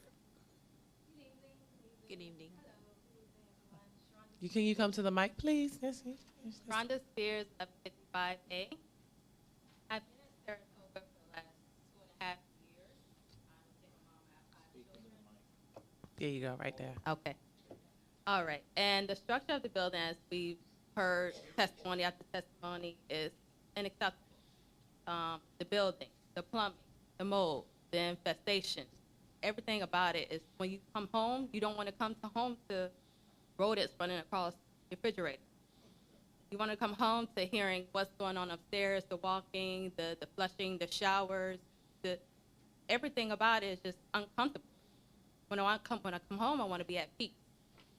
I want to have to deal with, like I said, everything about the building, the floor, the bathroom.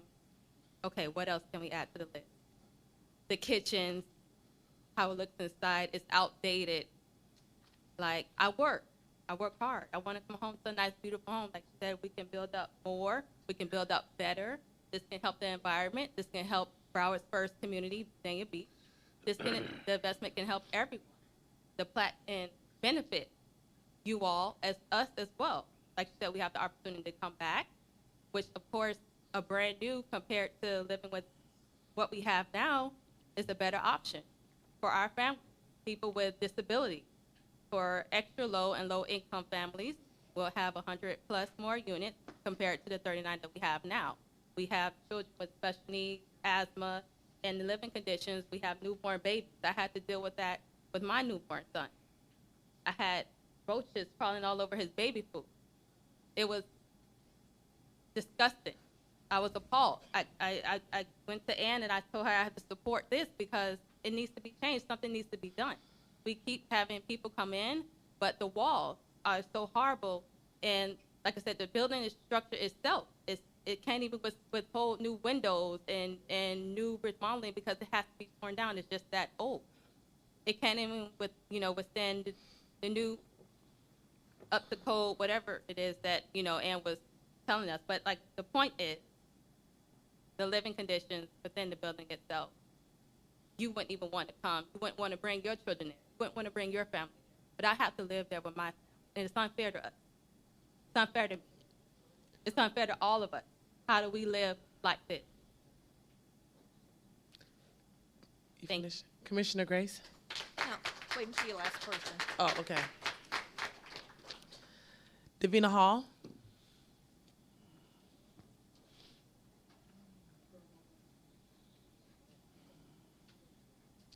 Please state your name and address for the record. Dina Hall, 1145 West St. Beach Boulevard. First, thank you. Let me speak. I know my name, but I do have a question. If it's not... Can you speak into the mic so we can hear you, Sure. please? If Thank it's you. not approved for beautification, are you guys going to leave us just sitting there like that? Well, it isn't owned by the city of Dania I'm just Beach. asking, or you could tell me who to ask, who to write a letter to. I just want to know, like, with all And- the nice new buildings, stuff, will it remain that way? Okay. It's owned by HUD. It's regulated by Right, HUD. that's It's why I not s- regulated by the city. So we don't have jurisdiction over the housing authority. Okay. So I can't answer it I can't go on someone else's property and build. No, I'm just anything. asking because the whole city is being beautified, right? It's not just one area. Well, developers are coming in and they're Right. funding and they're building it. We're not building any of So it. it'll just remain unless HUD does. Well, HUD's going to do it this time if it's approved. Anyway. Right, that's all I'm asking. I Mhm. didn't have any major Okay. comments, but I wanted to know if it wasn't approved, it's just gonna remain that. I can't answer that. I'm not with Okay, HUD. well, thank you. Thank you. Emmanuel George?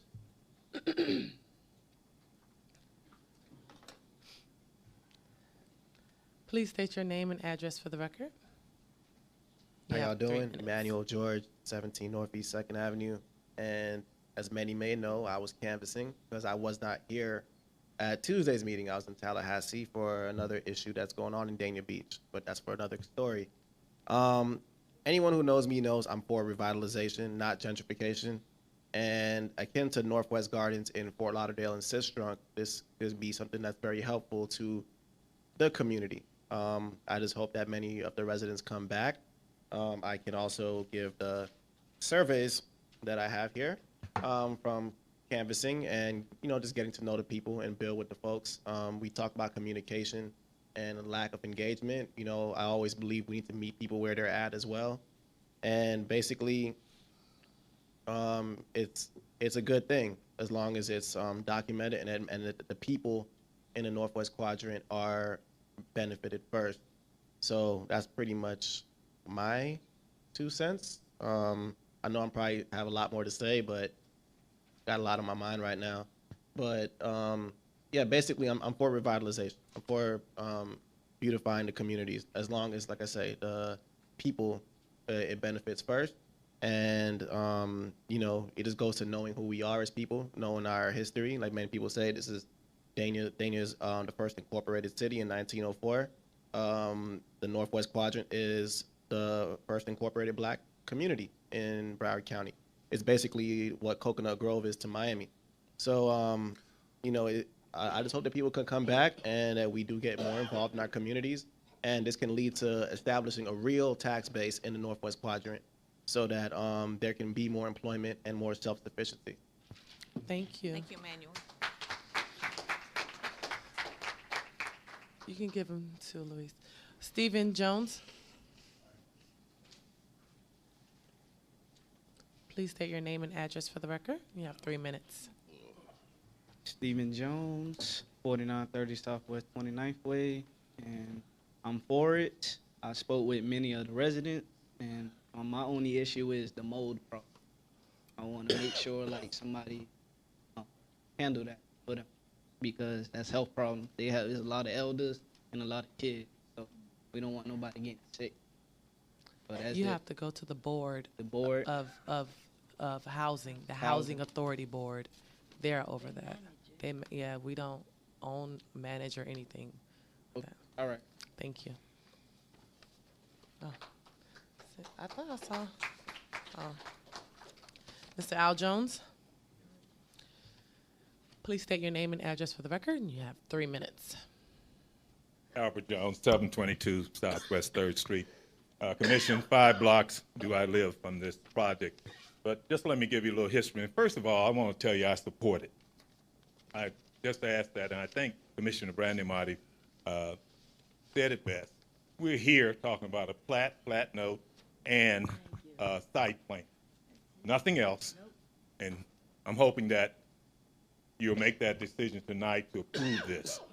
And certainly, we know that decisions made tonight can hurt a lot of people, okay? So we're hoping you can move forward. But just to give you a little history about the Housing Authority, because I think maybe the only person that might have been there would be Commissioner Grace, and that's mean in the city, when the Housing Authority came about. It came about in this arena, in this chamber, that it was approved. It could not be approved unless it was approved by the commission. That's why it was given autonomy. And that autonomy was given because of the fact you didn't want commissioners and others and governmental people coming in and making decisions or saying this, that, and so forth. So the only thing we're here tonight is to approve the site plan, the replat, and the note. So I'm hoping your decision tonight would be one that would be in favor. Thank you. Thank you. Anyone else to speak for or against this? Great. Commissioner Grace? Yes, I want you to know that we heard everyone that spoke here tonight. This is a very compassionate board. We understand the plight of having affordable housing in the city of Dania Beach. Not only in the city of Dania Beach, but also in Broward County. As I tried to make the motion 20 minutes ago to approve this plat before being viciously attacked on some of the issues. We're not anti-housing. I can tell you sincerely that in this city, through the direction of the Dania Economic and Development Corporation, we built 82 single-family homes, 2 senior citizens buildings. I was on the Housing Authority Board from 1999, I think, into 2001, somewhere in there. I put my blood, sweat, and tears into making sure that we had affordable housing, especially in the northwest section of the city of Dania Beach. I just want you to understand that we are not in the business of divvying out loans for projects that the city of Dania Beach has no authority over. I definitely, sincerely will make the motion to approve this plat. I have a question. I hope that they move forward. I hope they get the funding. I hope they build it, because as you, as residents of the city of Dania Beach indicated, that we need it, and we understand that you need it. I have a question. And it improves our quality of life at the same time as it improves your quality of life. Okay. Go ahead, Commissioner Brandon. You know, as each of you came up here to talk about how many years you've been living there, I find that amazing that it had to get to this ugly point of what you're telling me about what the apartments are like. Where the heck was the management before the last 10 years? Didn't anybody ever keep up with the mold? I mean, it don't happen overnight. It can in some places, but it usually don't. And flushing of toilets, well, I'll tell you, I live in Meadowbrook, and I hear the guy next door shaving. That's how thin the wall is there. That's pretty bad. But those issues, I don't understand why. If I owned an apartment building, I would make sure that I didn't hear down the line, like you said, 20 years you were living there. In that 20 years, didn't I extend myself to help you? I don't understand anybody in that situation over there. And the worst part about it is we don't even have the right to yell at them like you did tonight here when the three ladies came here crying that night. We couldn't even help them because it's none of our business to get involved with the housing authority. They're on a different level over there.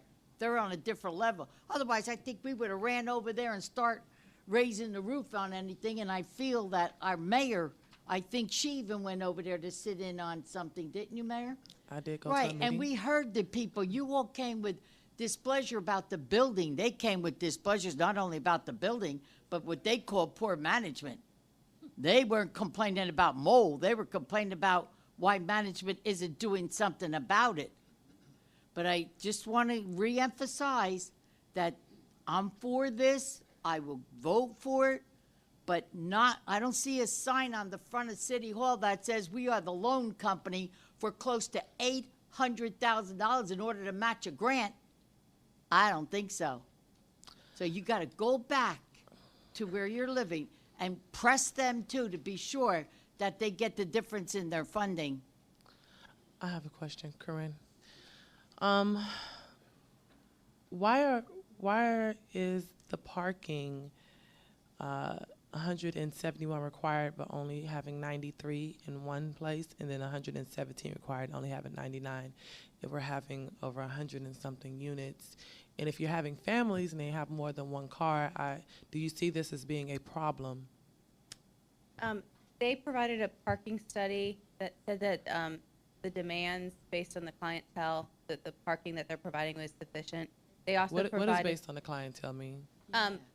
on that it's affordable and low, and even that there's an elderly housing component to it as well. And then also they cited that the existing transit routes that are available for transportation for the residents. They also identified another facility, a similar project that they looked at that was provided in that study as a comparison. So what happens if these residents in these types of areas have two cars to an apartment? Because all of these apartments aren't vouchered.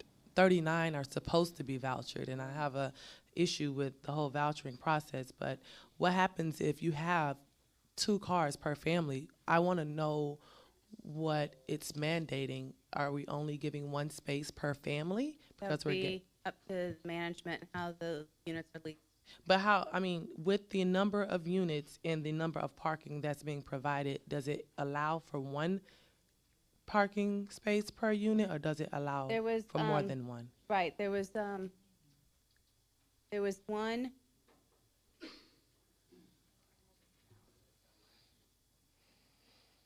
Right there. Go back. There? Right there. Yes. So the Saratoga Crossings East, the ratio that they're providing ends up being 1.21, so a little bit more than one parking space per unit. The Western project is 0.92, so it's approximately one per unit. 1.2? What is that, a bicycle? Right. Well, that's an average over the.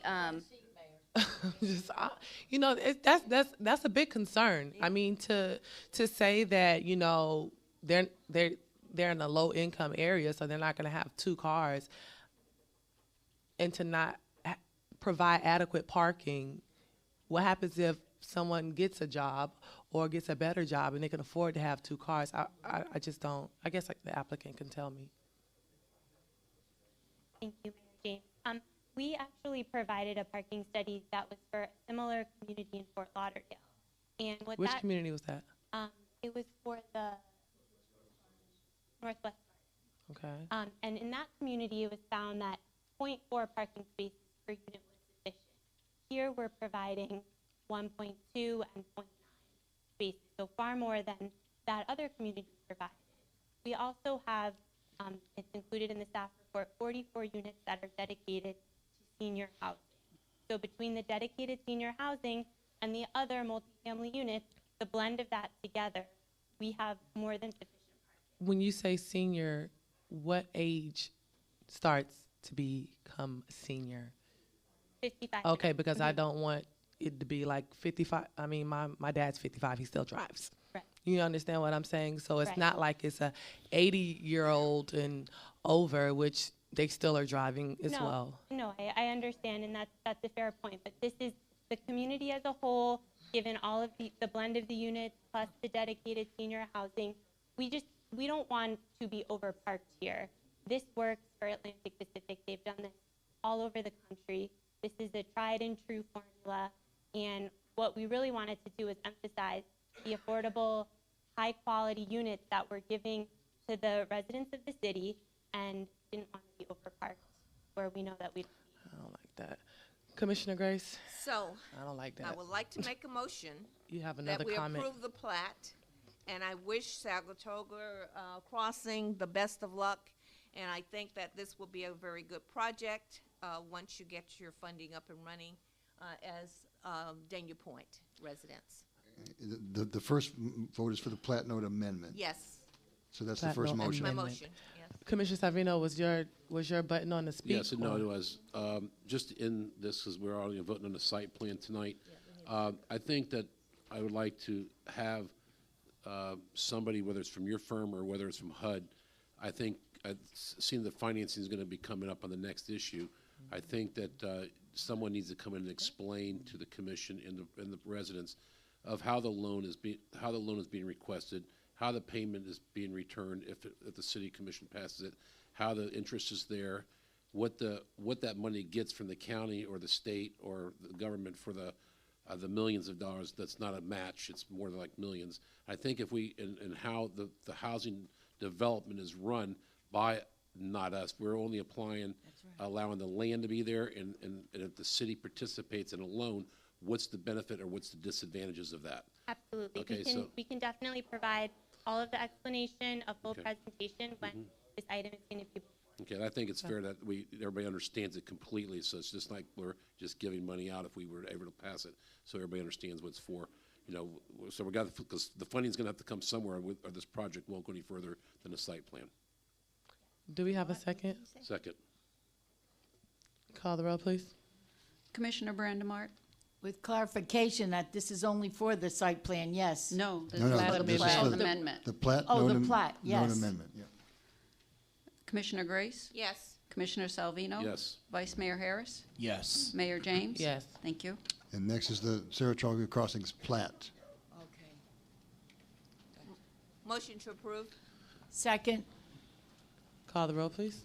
Commissioner Brandemart? yes. Commissioner Grace? Yes. Commissioner Salvino? Yes. Vice Mayor Harris? Yes. Mayor James? Yes. Thank you. And lastly, the site plan. Move the item? Second. Commissioner Brandemart? Yes. Commissioner Grace? Yes. Commissioner Salvino? Yes. Vice Mayor Harris? Yes. Mayor James? Yes. Thank you. Thank you Thank so you. much. Okay.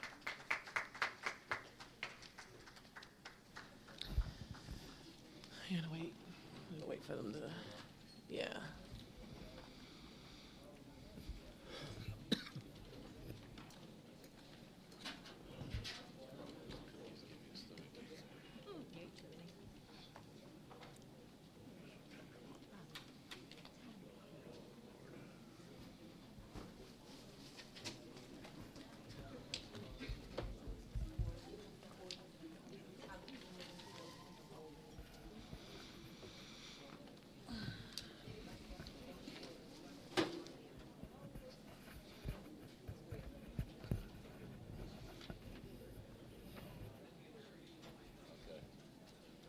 want them to close the door first, this thing?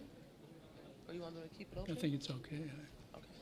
Because they're out there talking, that's all. Oh. Mayor, you want to, Mayor, would you like me to close those doors up there? Well, You know how to do that? I think they're okay. Brad, I think, you think they're okay? I think it's okay. Okay, go ahead. Mayor, thank you. Normally, we bring this up during the budget, but at the last commission meeting, I believe you instructed the assistant city manager to bring forth organizational change and upgrade in our human resources. As you know, we have 3 openings. We had one employee had passed away, and we had one who accepted a new position and one who retired. So we have an opportunity to upgrade the positions right now and get a first-class HR department running. The finance director and assistant city manager prepared a recommendation. Who's, Colin, or you, or Nikki? You want to come up? Where's Nikki? Nikki's not here. You can see we're not proposing adding any positions, but upgrading and changing titles to existing positions to further enhance our human resources and risk management program. Colin Donnelly, Assistant City Manager. To further Mr. Baldwin's comments, currently our HR department has an HR risk manager, an HR generalist, and one HR currently filling all 3 positions. The last commission meeting, you'd asked the question of what the economic impact would be if we were to create a department. Along with that, we provided you with a breakdown of what an ideal department would look like. Again, perhaps at budget time you would consider a 4th position. But the breakdown would be an HR risk manager, a department director, an HR specialist, and a risk specialist. And down the road might be an HR assistant.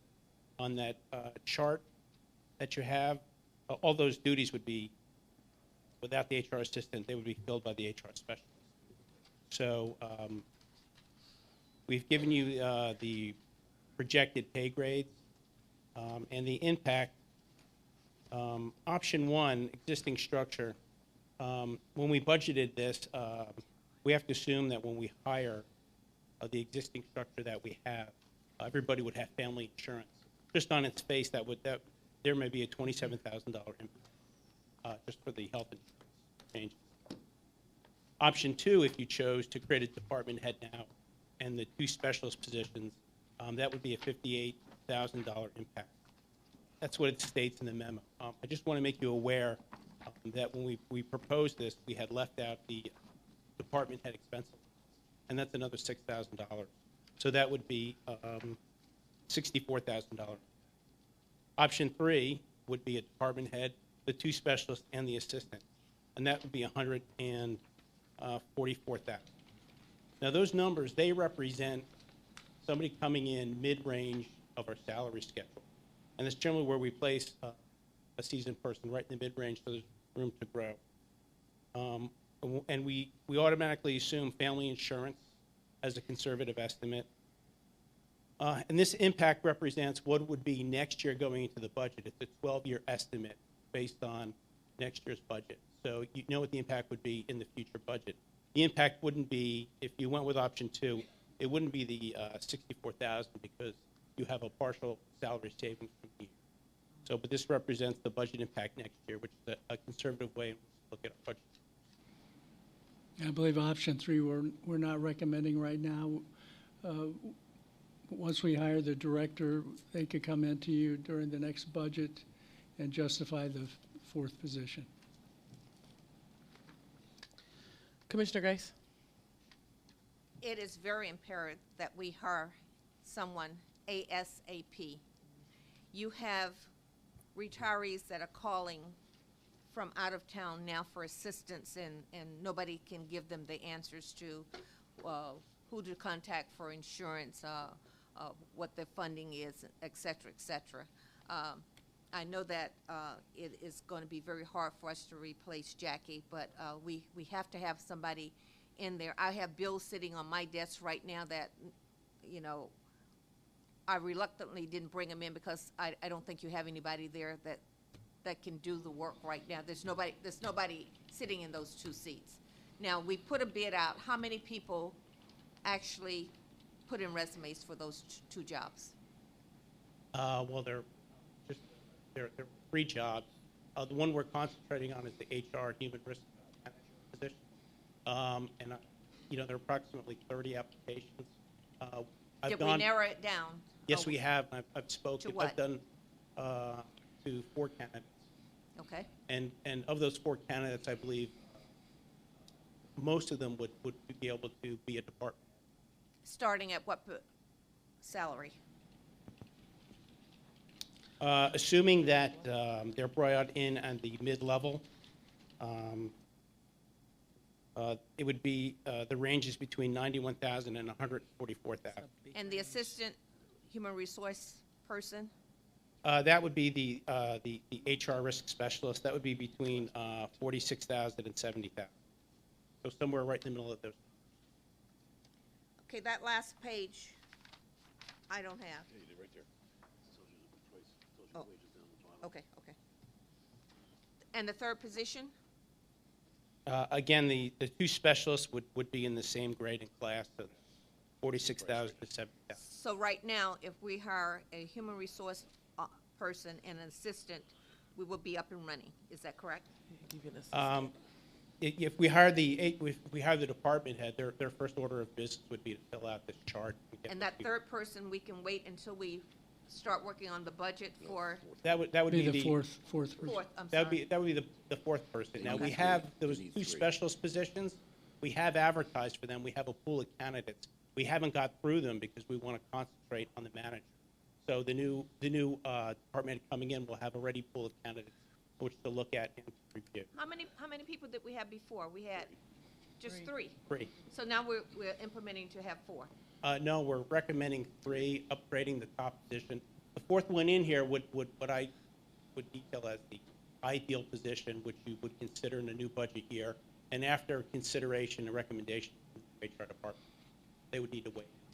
Commissioner Grace, I'm sure you remember, we did have a human services, a human resources director before we merged the fire department. Right. That was considered a savings when we merged, and it was eliminated. Okay. All right. Commissioner Salvino. Thanks. So moving away from the HR manager to a director is, as the director's position, we would be not having a manager anymore. Is that what you're saying here, right? Yeah, the HR manager position would be a director. Would be a director, Okay. and they would have. I asked Bob earlier today, and I figured I'd wait till tonight to get the answer. I realize now that I'm looking at this in the all their job descriptions that are here between the HR specialist and the risk specialist, what would we by turning a manager into a director, because a director is a different pay scale? Why? What is coming back to that director that's not going to be there if a manager's there? You're going to get a more qualified and seasoned professional that's more well-rounded and an expert, top expert in HR, who would be able to direct the HR manager. Okay, I understand. I'm sure that the director would be better than a manager. I just was curious, though, but wasn't there other jobs that were designated elsewhere that they would draw back from somewhere else? I mean, when we were mentioning about when some of it was sent to the sheriff's department, when we merged with the sheriff's department, we eliminated a position, right? And that person went over to work for Broward County, so they got more money over there as well. So okay, so I'm saying is if we get a director now, are we acquiring any positions back, or just what we were before? Just taking a management position to put a director's position and paying more money for it? Well, I think if I may, state what I thought the commission's feelings were, is that we're a growing city. We're going to have more demands on HR. We're getting more sophisticated. There's a lot more work there. That's fine. I'm not questioning that. I was just more or less trying to ask, and I'm okay with the director. I think the mayor brought that up. I was just trying to find out if there was anything being brought back and compounded that we had spread out before. But apparently it's the same thing. We're just getting a director you feel is more qualified than a manager. That's all. I'm all right. So the scope of work isn't different at all? I think that may be what Kind of like, well- Commissioner Salvino's asking. Well, What different? they would have more authority. Currently, the HR manager, even Jackie, working under Mr. Baldwin, they went through a lot of, they would check, and we would have to sign off on things, create the budget. Department head, like the department would be creating budgets, creating policies, and doing more high. Okay, so We're currently valuable. the manager didn't do that. There would Well, there would be less involvement by our office and the HR department. They would have more direction to Yes. move forward. You finished? Vice Mayor? Are these titles and salaries as a result of history, or is it with the new class and pay study that we're trying to get through? The HR manager, director, that pay grade comes from our current pay grade, which all the other department heads run. The HR specialist and the risk specialist, Kristen Milligan did a head pay survey. That's a public employment and ran it through there. However, this will go through we can have it vetted through the process for the pay class, but it comes from an analysis of current job titles. Any other discussion? I just think, I think we need to move. I think Bob needs to hire a HR director and then let them go from there, just like Colin said. I make a motion, we make a decision here quick. Second. All in favor? Aye. All opposed? Okay. Like tomorrow. Yeah. Let's not take forever.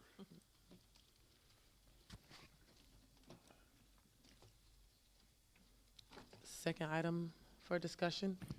Okay, thank you, Mayor. For the past, I don't know, it's been 2 commissions. This is the 3rd commission. It hasn't come as a surprise to anybody that the Florida legislature made changes to the FRS that forced me to enter the drop, and I can't continue to work for a city that's a member of the Florida retirement system. So what I'm proposing is that the commission hire what's commonly called a headhunter, but a recruiter. The price is generally around $25,000 or less and we issue a letter of interest, and there's probably 5 or 6 that would apply, and then have the commission pick or appoint a headhunter, and then we would begin a selection, a process to hire new city manager. And that's what I'm recommending. I believe we could probably do it. I can't obviously control what the recruiter is doing, and they would have to tell you, but I think it could probably be done in 90 days.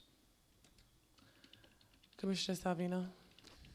Thank you, Mayor. Yes, I think we should, when you talk about hiring a headhunter, is that one headhunter, or is it opened up to many of them to bring? No, you would just hire one recruiter, and we would take letters of interest, we'd bring you those, and you'd select one. They would then begin the recruitment for the city manager. Okay. I'd like to recommend that when you do these, you get somebody that's not in this area, that somebody's out of the area, so there's no bias on the choice or selection for, I've done a little bit of research and due diligence on this, and a lot of these recruiters have a tendency to keep submitting the same names over and over without even going out and sometimes not even advertising, just keep sending you the same people until they get hired. So, Well, that would go into your assessment of the individual firms when they submitted. and one other thing too, when we go to hire, and I thought that'd be a good idea, I think that if we go hire anybody, whether it's a director or down the line, I think a good idea, an incentive would be to hire Dania Beach residents. I think when they do they have the way you chart or the way you score. I think we should, each of the persons that apply for a job, I think they should get a +1 just for being a Dania resident when they do that, to give them an opportunity as being a resident, just helps them a little bit by living here. Just a suggestion. When you select a recruiter, the commission will give them input as to what they're looking for and what they want to, what priorities they want for their next city manager. And they'll prepare that recruitment package for you. Commissioner Grace? I have a question. City manager, what would you be comfortable with if this commission decided to, and you know, we talked about this from the beginning, hiring from within, department heads. Would you be comfortable with us putting someone in position, or would you be better off having what you proposed to us before? Or would it be advantageous for you to stay on payroll to the end of the year, November, when we both leave, and you train someone for your position? Commissioner, I mean, I've thought it over, and I know of interest, in-house interest as far as the city manager and all. I'm in a position, I think at this point, it would be better to proceed with my recommendation that you hire a headhunter and see how you do. See who you attract, and if you find a candidate you'll be happy with. You dancing around it. Vice Mayor. Sorry. Okay. You really didn't answer the question that the Commissioner Grace asked you. I'm dancing. She asked you what she's saying is this: until we get the person that we all pick and not from this city, because one of us will control that person, it ain't happening. Yeah. Forget it. The city's too small. You only got 30,000 residents here. And if any one of us pick the city manager, it's because we know him and we want things. Don't ever trust any of us for that. It doesn't work that way. What I don't want to be put into is this. Once you get the headhunter, which I assume we're going to direct you to do so, I want the protection that when the person's brought before us that we all pick, not, you know what I mean? That you stay until he's trained. I think that's what, because if we weren't having anything being built in this city, Mr. Baldwin, or we weren't where we are right now, I'd say, oh, go ahead, because we're just a lazy little town. But we're not, we're a booming little town. So you also, I feel this way, not saying I don't trust you, but I'd feel more comfortable like that Commissioner Grace is saying. We want to know that you'll be like on a consultant. Thank you, Mayor. As a consultant, we want to know that you're going to be around. You just can't go walk out the door and put him in here because you ain't going to get very Well, far. Commissioner, I wasn't. Danny, arrest that man. The memo that I wrote, I wasn't making a recommendation on what I'm doing. I was making a recommendation on what I think the city should do. And I think you should get a headhunter and Great. proceed. Whatever you would decide with me or because obviously I need to be looking for other employment opportunities. Whatever we come up with subsequently, fine. But I do think now's the time to proceed, getting a recruiter and trying to find a new city manager. With a projected date of 60 to 90 days out? I don't think 60 you can do is probably, and I'm guessing based on my experience with these firms, it's probably 90 days, and then it's going to depend on the commission when you pick somebody. If you pick somebody quickly, then it could be a 90 days. If you don't agree on a candidate, it could take longer. Vice Mayor. Hiring a headhunter in some situations might be okay, but we have qualified candidates to hire from within, and I think that $25,000 that we'd pay a headhunter, and that's a minimum amount, would best be served as a full-time position for somebody in the Parks Department or somebody in Public Services or something. $25,000, that would be a nice salary for somebody, and a headhunter would charge that plus who knows what, they would charge. And I know from working with the League of Cities and other Broward cities, Coral Springs, Margate, Tamarack, everybody, Delray Beach, Aventura, that as, there's a shortage of qualified local candidates and in the area, and that if we have qualified candidates here within our city, we should go with them first. For what? For the city manager. Oh, I don't think so.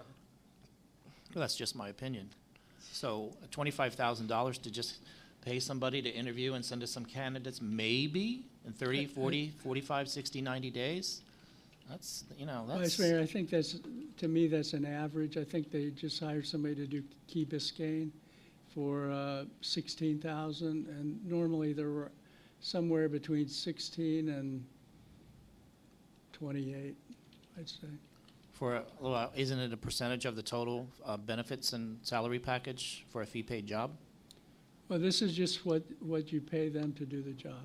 They prepare a recruitment package, they put it online, they advertise in professional publications, they try to show the best light for the city, and they meet with you individually, find out what you're looking for, and highlight that for the candidates. They don't want to bring in candidates who aren't interested in managing with your priorities in mind. So they do all that.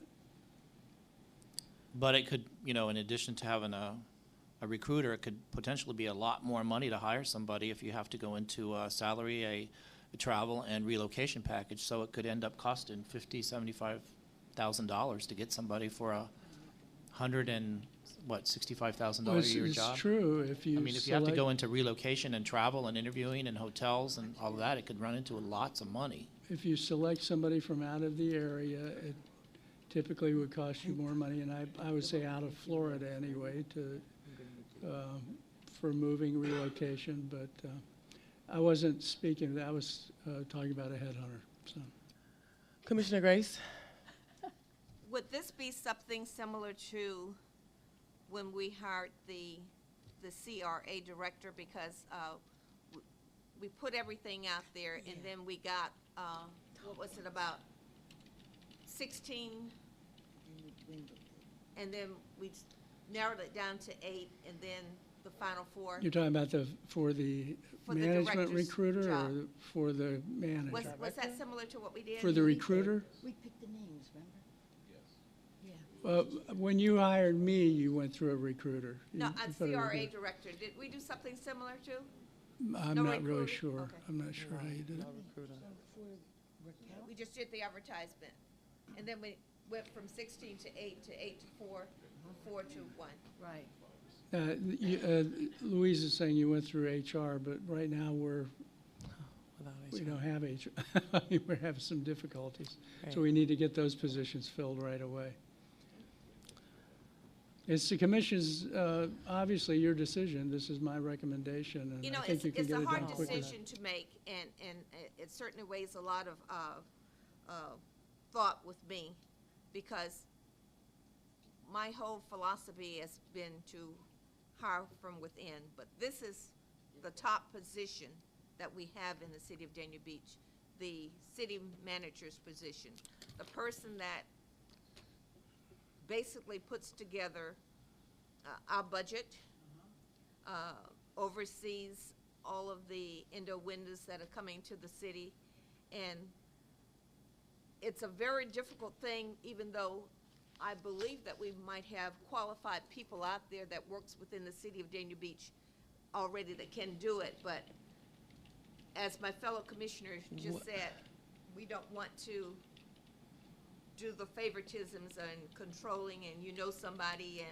and people assume that that's. She may have had a fight with them, he Yes. may have had a fight with them. Well, then I'm gonna nominate my brother Pat. Would Well, you like to be the city manager? If they're interested, they can apply for the position. Can I say something? Sure. Thank you. Choose my words carefully. I don't think I see anything wrong with an interim if we are choosing to go in the direction of getting a headhunter. I know a lot of times interims are chosen and they show their talent, and I do know it has been a mission of the City Commission with a lot of different positions to not only, if we're going to have the city manager as a consultant, to train, and if you're getting someone in the interim that's already from the city, you never know what you might get. You're right, Mayor. And so I think we need to be careful when we automatically disqualify anyone who works for us currently. That may be capable of being the interim, whether it's anyone that's sitting here. And so I come from a different role. I kind of think differently than a lot of people. And so I've always seen it as when the head goes, you hire an interim or you get an interim for that test trial.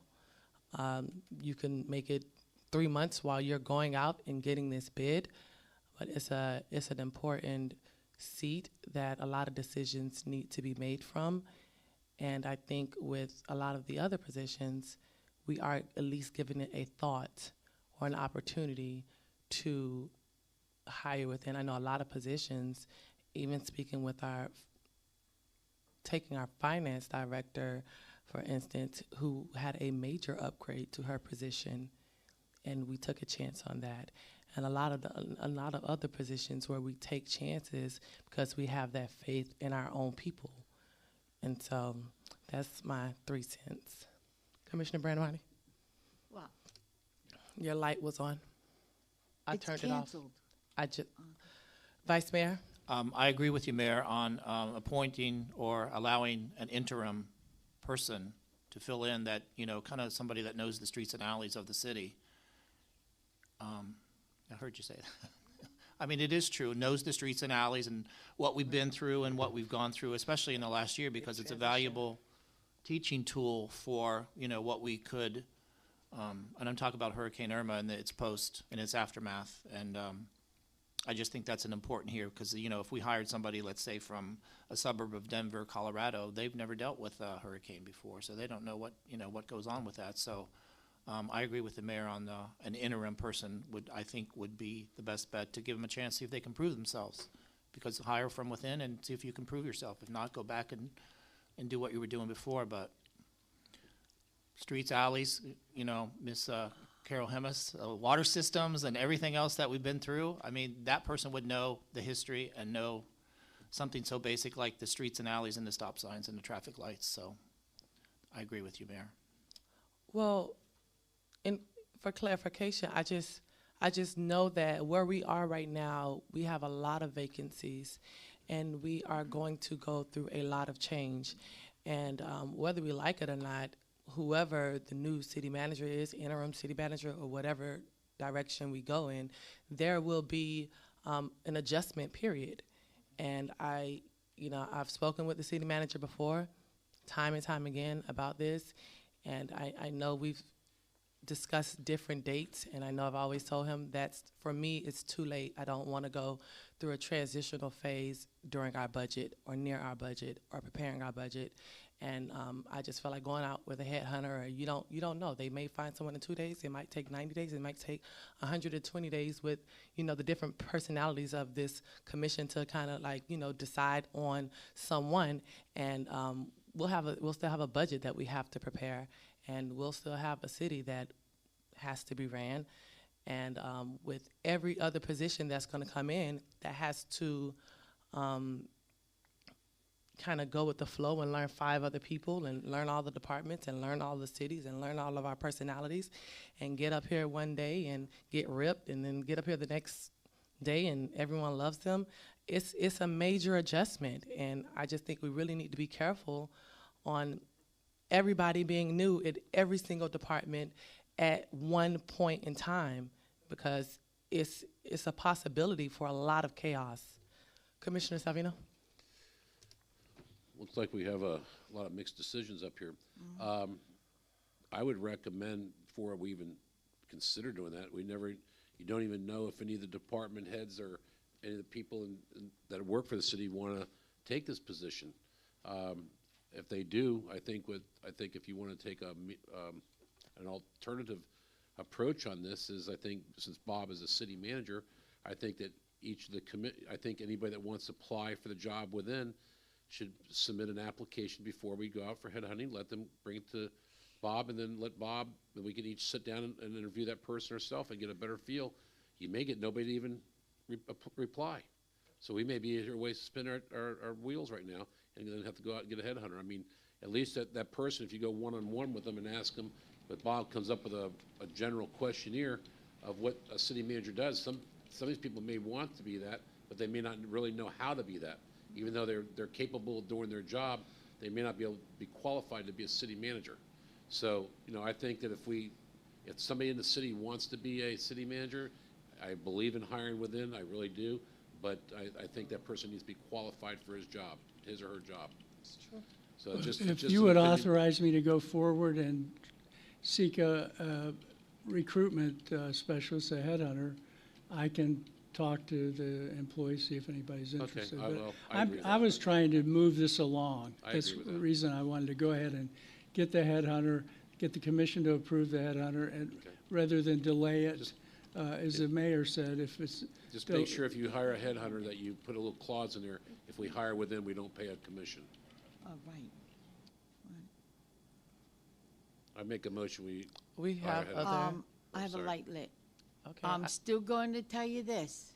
There isn't one department head in here, not one, that any one of us didn't talk bad about to the city manager. Forget about it. You got to get outside of here or you're going to see, all right, let's go down the line. You got this guy, stage right. He knows everybody. Spill the tea. He knows everybody. So now he brings his friend in here. You're toast. Let's take that guy. I don't Gives know about away bicycles to any organization in this city. He's got his friends. You come here, you're toast. Because maybe I don't like him. Okay? She is honest. But I'll tell you, whoever they pick as a department head, they're going to get a bunch of crap from me if they're promoted from within. And note that. That's what will happen. Because I don't think any of us should have the right to know the person personally. And this should be done just like he was hired, through a headhunter. Vice Mayor. And they'll never get my vote. I would say, once again, no headhunter. There has to be somebody here who has a little bit of history because we're not going to have a human resources department. I mean, we're staffing that. Parks and Rec director is retiring. The city clerk is retiring soon. So there's a lot of moving parts, and somebody that's already here that's qualified for the job and that wants the job, I think they should have it. And I'll make a motion that we don't hire a headhunter, and we talk to the interested candidates, and Are you going to put Lewis on it? Hold on before No. your motion is a light lit. Commissioner Grace. It's a very hard decision. It's a decision that is going to affect the city as a whole. We are moving major projects forward. We have things in place now that we have never had before. And even though my heart is at the point to say, yes, hire from within, something tells me that maybe we need to think outside the box and wait and see what we're going to get. I could go either way, and I think no matter which way I go, I will be a winner. But I don't like doing things that are not open and transparent. I really don't.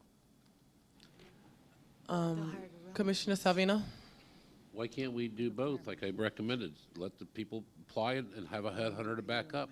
I mean, we'll give them the first opportunity. Give it a week or 10 days or something and interview the people that want the job here. If it doesn't work, then we go, if nobody agrees on it, then we can go to a headhunter. And will we give the city manager an option as to interviewing those people in what time frame? I would say within. Well, I can do that quickly, Yeah, you can but do it right off the bat, maybe have a recommendation. Maybe we could all meet with these people on the side and give all of our employees a shot to begin with, and if not, then we go to the headhunter. At least you're giving, You got both. you're giving our employees an opportunity with the head start. To be a city manager. It's just an interview. It's an So, interview. oh. It's not set in stone. I mean, you're giving them an opportunity to at least speak, Well, which I think I we know should. that if you get along with him, I'm not going to vote for him. If you got along with him, I'm not going to vote for him. wait. I just got a text that the video feed stopped. Can somebody check on that, please? Is that real? Yes. I mean, it's a historical record. Monica, are you back there? they're probably. Joe. Okay, hold on, wait. Let's, I mean, there's apparently people watching at home, all those people out there in TV land.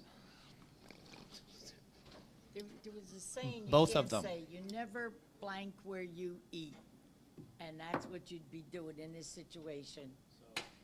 We're gonna wait. Then you just we're gonna wait 2 seconds or 5. Marco. We must all have relatives we want to hire here, right? Trying to be fair is what I'm trying to do. You can't handle that job. It'll drive you crazy. I need more tea. I wouldn't want it if they gave it to me. Yeah, I know, but you know somebody that would. Who you kidding? Who? I don't know. Every one of us have somebody I know I'd pick as a city manager. I already know, and I'll say no to yours. Same thing. Same with her. Same with no, not her. Did they She's text you honest. back? No, let's go. Would you like for me to sing in between while we're waiting? Come on, Fantasia. It's up, Mayor. It's up. Joe just gave us thumbs up. Okay. So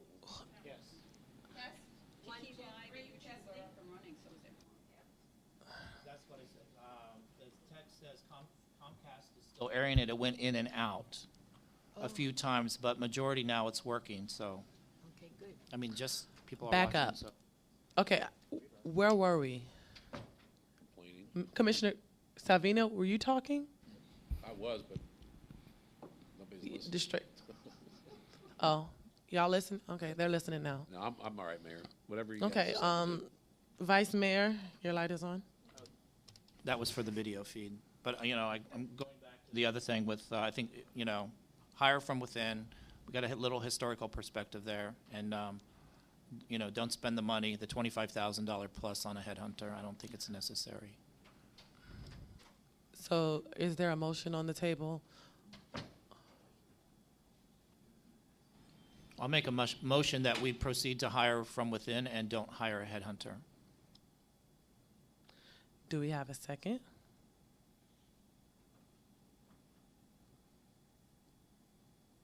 Okay, do we have a different motion? Yes, I'll make a motion. I make a motion that we pick an independent headhunter, and I don't care where he comes from, as long as he's far enough away from this city that he can be fair and don't know Bill, me, or Marco. And if I was him, I wouldn't even want this job if automatically he knew 2 people were already going to be on his tail. Do we have a second? It's gonna be a long night. Do we have another motion? Hello. Oh, I didn't see your I light. didn't I'm push sorry. the button. I'm sorry. Okay. Getting tired. Commissioner Salvino. Well, back again to the way it is, I make a motion that we give the city employees an opportunity to submit an application and for till the next meeting, and then if it doesn't work, then we hire a headhunter. Second. Second and third, okay. Call the roll, please. Commissioner Brandimart? No. Commissioner Grace? Yes. Commissioner Salvino? Yes. Vice Mayor Harris? Yes. Mayor James? I'm so confused right now. Kind of confused. For clarification, are we putting a time on this, or are we just? Yeah, we till I next thought it was meeting. next If commission we don't- meeting. Next meeting, what happens? I need to know. If we Set don't in get a- stone. If we don't get any applications by next meeting, we go straight to the headhunter. If Applications from city applications from employees. city employees. Now, if we get applications, what's next? We can, Oh, at the meeting? well, you can interview them ahead of time. You can talk with them. Well, someone's saying yes and someone's saying no. I just want to. Listen. I'm just trying to soak up all the knowledge y'all have up here, so I'm trying to figure out what's normal, which doesn't seem What do you recommend on much. that? I'm trying to move it Yes. along. I made my recommendation, but I'm fine Nobody with listened to him. He said get a whatever you headhunter. decide to do. Okay, so between you all, us, if we get applicants from our staff, what do you want to do with that? Then bring it back to us the next meeting. And we vote them up and down, all of them? City manager will give us a list, and like we do with the RFPs and all the other stuff, 1, 2, 3, that's the way we'll do it, and we'll be done. Can we interview the person ahead of time, though, ourselves, talk to the applicants ourselves? Not, well, yeah, I can, if they're working for the city, you can't, through the management's office, they. I'm not interviewing anybody. It'd probably be better if you did it. I wouldn't do that. unless it was part I'd of the recommend you leave it process. to the manager to winnow through it and bring you back the applicants, and then you Yeah, but would what pick. happens if he doesn't like the applicant? No, I If would who bring doesn't them- like that? anybody who's. He has to bring, interested, I'll he'll bring any applicant that applies, I Okay. think, right? All right, then I need to rescind my motion a little bit then, because I don't mind doing that, but I don't want to have, without being able to discuss with the person that's coming in here, I'd like to know a little bit more about the qualification. Bob, if we get 3 department heads that come in and apply for the job, and all 3 of them are up there, doesn't mean that their qualifications are gonna be what we need as a city manager. I don't wanna have to vote on that person. But wouldn't we have that in our backup, all of their resume and all of everything else we need? We have everything else in our backup. I don't know how it's working. What I'm I saying don't know, is. I just thought that we would be able to have a discussion, with the department, I'd like to ask them, why are you interested in being the city manager? What's wrong with the position you're in? What qualifications you have? Have you ever been a city manager before? Have you ever been a city manager before? Have you had any city manager experience? These are thick questions that Well, I'd like to understand. I from would the think you person. can talk to them individually as part of the process if people are interested. So then, the way it normally works, if you went through a recruiter and you brought in candidates, the commission would each commissioner would interview each candidate. Right. And then the candidate would be interviewed by the full commission. Well, that's So what I'm if- asking for, is it an opportunity to interview the candidate from the city? If there's a candidate who's interested, and I can bring that to you, then you can meet with them individually. Okay, so you can and bring it have to a me group before the next meeting. So how about we limit it to a week? Either they know they want this position or they don't. It's not something they need to go kumbaya and pray about and light They have to turn it in incense. immediately. I would just No, would that's like. no, that's what I'm saying. I'm saying we need to give them a certain time to either say I'm interested or I'm not interested. This isn't the lottery. Like you either want it or you don't. And then maybe by next week we can do all of the interviewing, if that's what you all want. So we can come back at the next meeting and make a decision. Does that sound like a plan? Okay. I would think anybody who's here would know pretty quickly whether they're interested. That's why I'm saying. Okay, Vice Mayor. Send a letter of interest attached to the resume and your qualifications, and then take it from there. A letter of interest, how interested you are in the job. Commissioner Grace. Can we not do it like before the city commissioner meeting? If we have- Yes, you could, if you would like to do it. From what I'm understanding, you're saying, give them a week to respond, and I think we have 3 weeks this time? Yes. And then I could bring that to your attention, and you could meet with them individually. Then when you meet at your next meeting, you could interview them individually if there's someone out there. So we're going to discuss this at the next commission meeting with the candidates. Yes, I mean, if Okay. we're gonna move it along quickly, that's be the best way All to right, do it. I And guess then I'm- if you decide, if nobody's interested, or nobody can get 3 votes, then we'll do the headhunter. Is that right? Great. Okay. All right, sounds like a plan. I vote yes for that then. Yep. It was 4-1, I think. Yep. Correct? And if I could just ask a question too, when you say employees, would that include people assigned here from the sheriff's office for police and fire? Well, I mean, these Wait, are what did you people- just ask? I said, would it also include anybody who works for the sheriff's office, police or fire, who may be interested? In other words, I have a department director as an example. The chief, I'm not saying he would be interested, but if he were. Chief? Would he be eligible to, or is this his? He's like, wait a minute, I don't want that problem. I'm good. Okay. Happy wife, happy life. So it's just. It's just. Oh, she changed her mind. So it's just employees only. Yes, Right? I think Okay. so. I don't know. Just employees only? Yes, not BSO? Employees only. Okay. Okay. Hello. It even includes your mom, Cameron. Sure don't. She don't want that problem. She got no problem. And guess what? She gets a yes vote from me. Mm-mm. I got bail money. We ain't got. We ain't doing that. We ain't doing that. I'm gonna be under the jail. No, ma'am. Okay, finished with that. Commissioner comments. Commissioner Brandon Marty. I enjoyed the Martin Luther We can't hear you. King Day. I just wish even more people came out. But you know when I had my best time? After the parade was over and I went on the courts and we're watching the You play kids. basketball? No, I can't reach the hoop. You're Oh. taller. But the kids were out there and there was two teams out there, one from Miami playing against our team, right? And I sat there and watched. I loved it. They had a good time. Good for you. That's it. Oh, and tomorrow's my birthday. Happy birthday. Happy birthday. Commissioner Grace. By the way, my grandson was the coach for our team. Oh. Yes. Mhm. Let me say this to you. I have enjoyed since 1985 up into 2017 the annual Dr. Martin Luther King celebrations in the city of Dania Beach. But this one was one of the best that we've had in a very, very long time.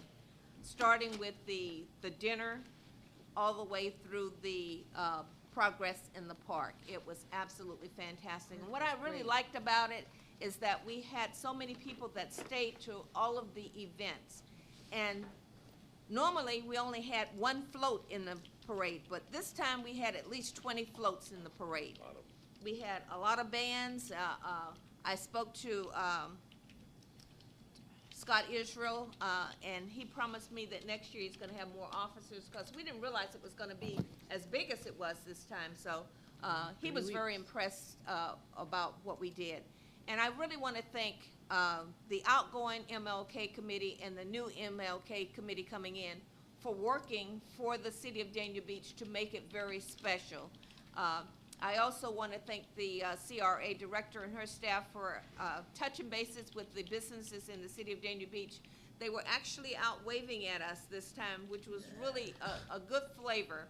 And so we might have a little bit of a longer route next year, but just not too much longer, but we'll, and I think that we'll have twice as many people in the parade.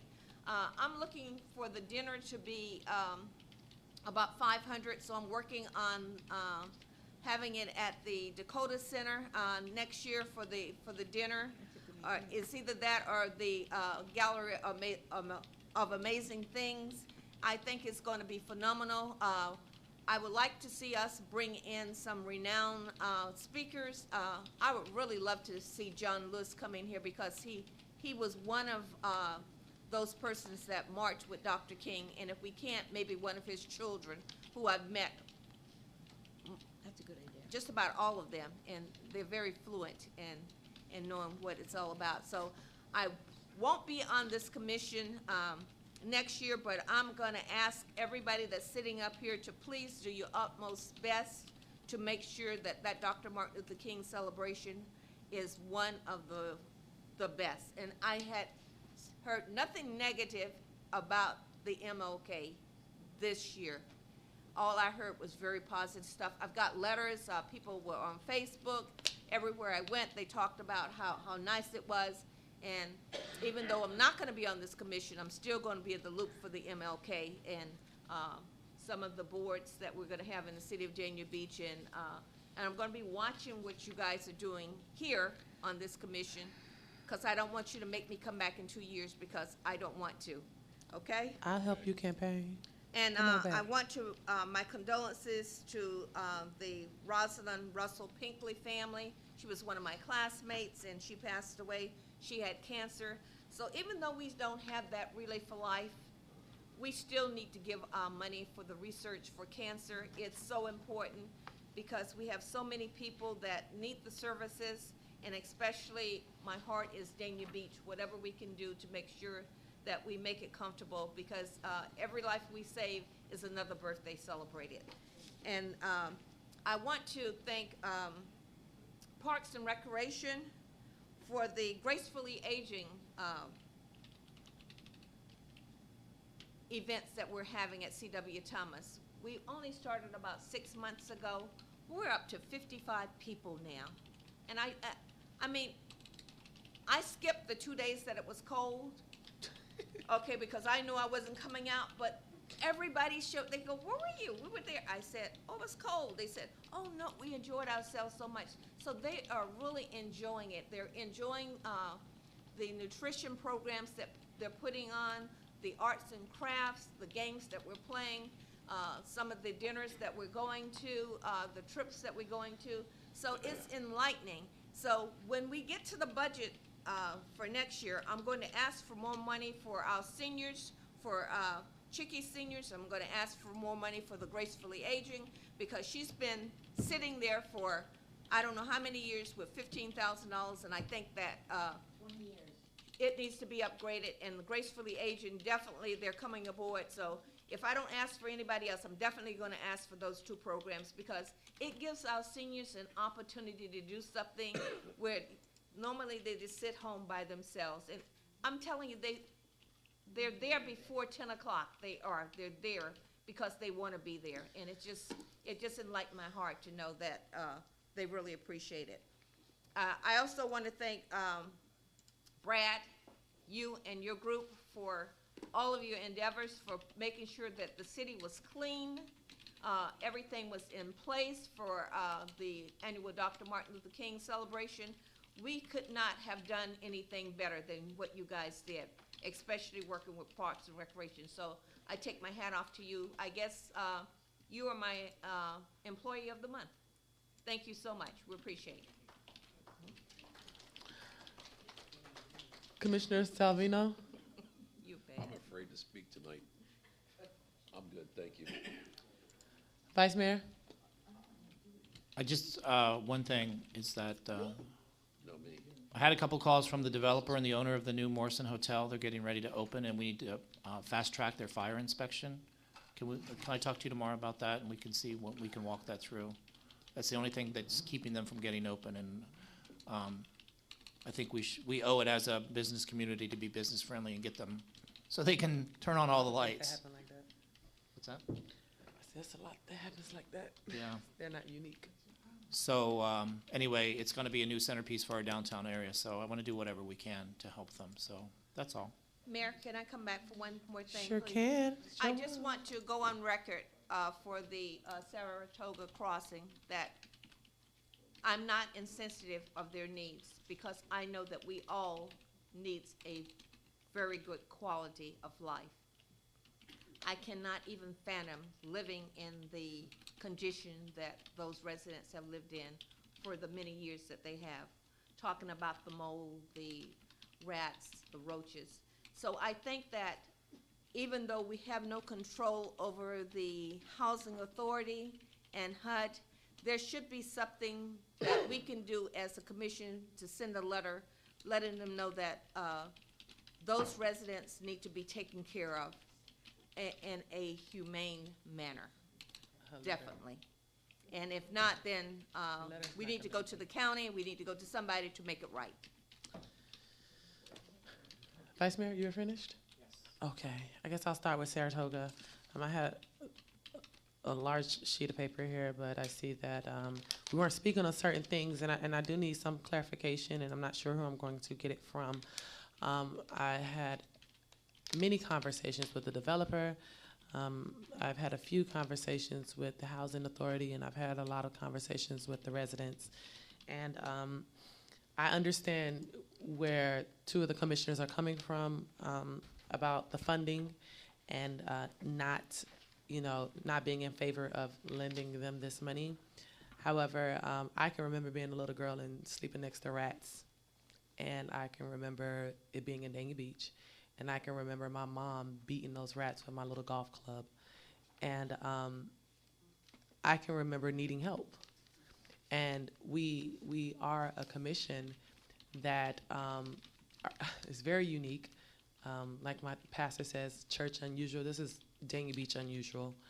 And I do think with certain, if we make sure that our residents are taken care of and they do have the option to come back, and a lot of the issues that I have on this paper are met, I would be in favor of this one time where we do something like give that money to them, because I've been there, and I know that everyone hasn't had a silver spoon, and I know that it's not our business to go and give them money, but I also know that they live these lives every single day, and if it comes down to the commission having to pay for it, or they continue to live that way, I can't see babies sleeping next to roaches, and I've had pictures sent to me with babies that have bed bug bites all over them,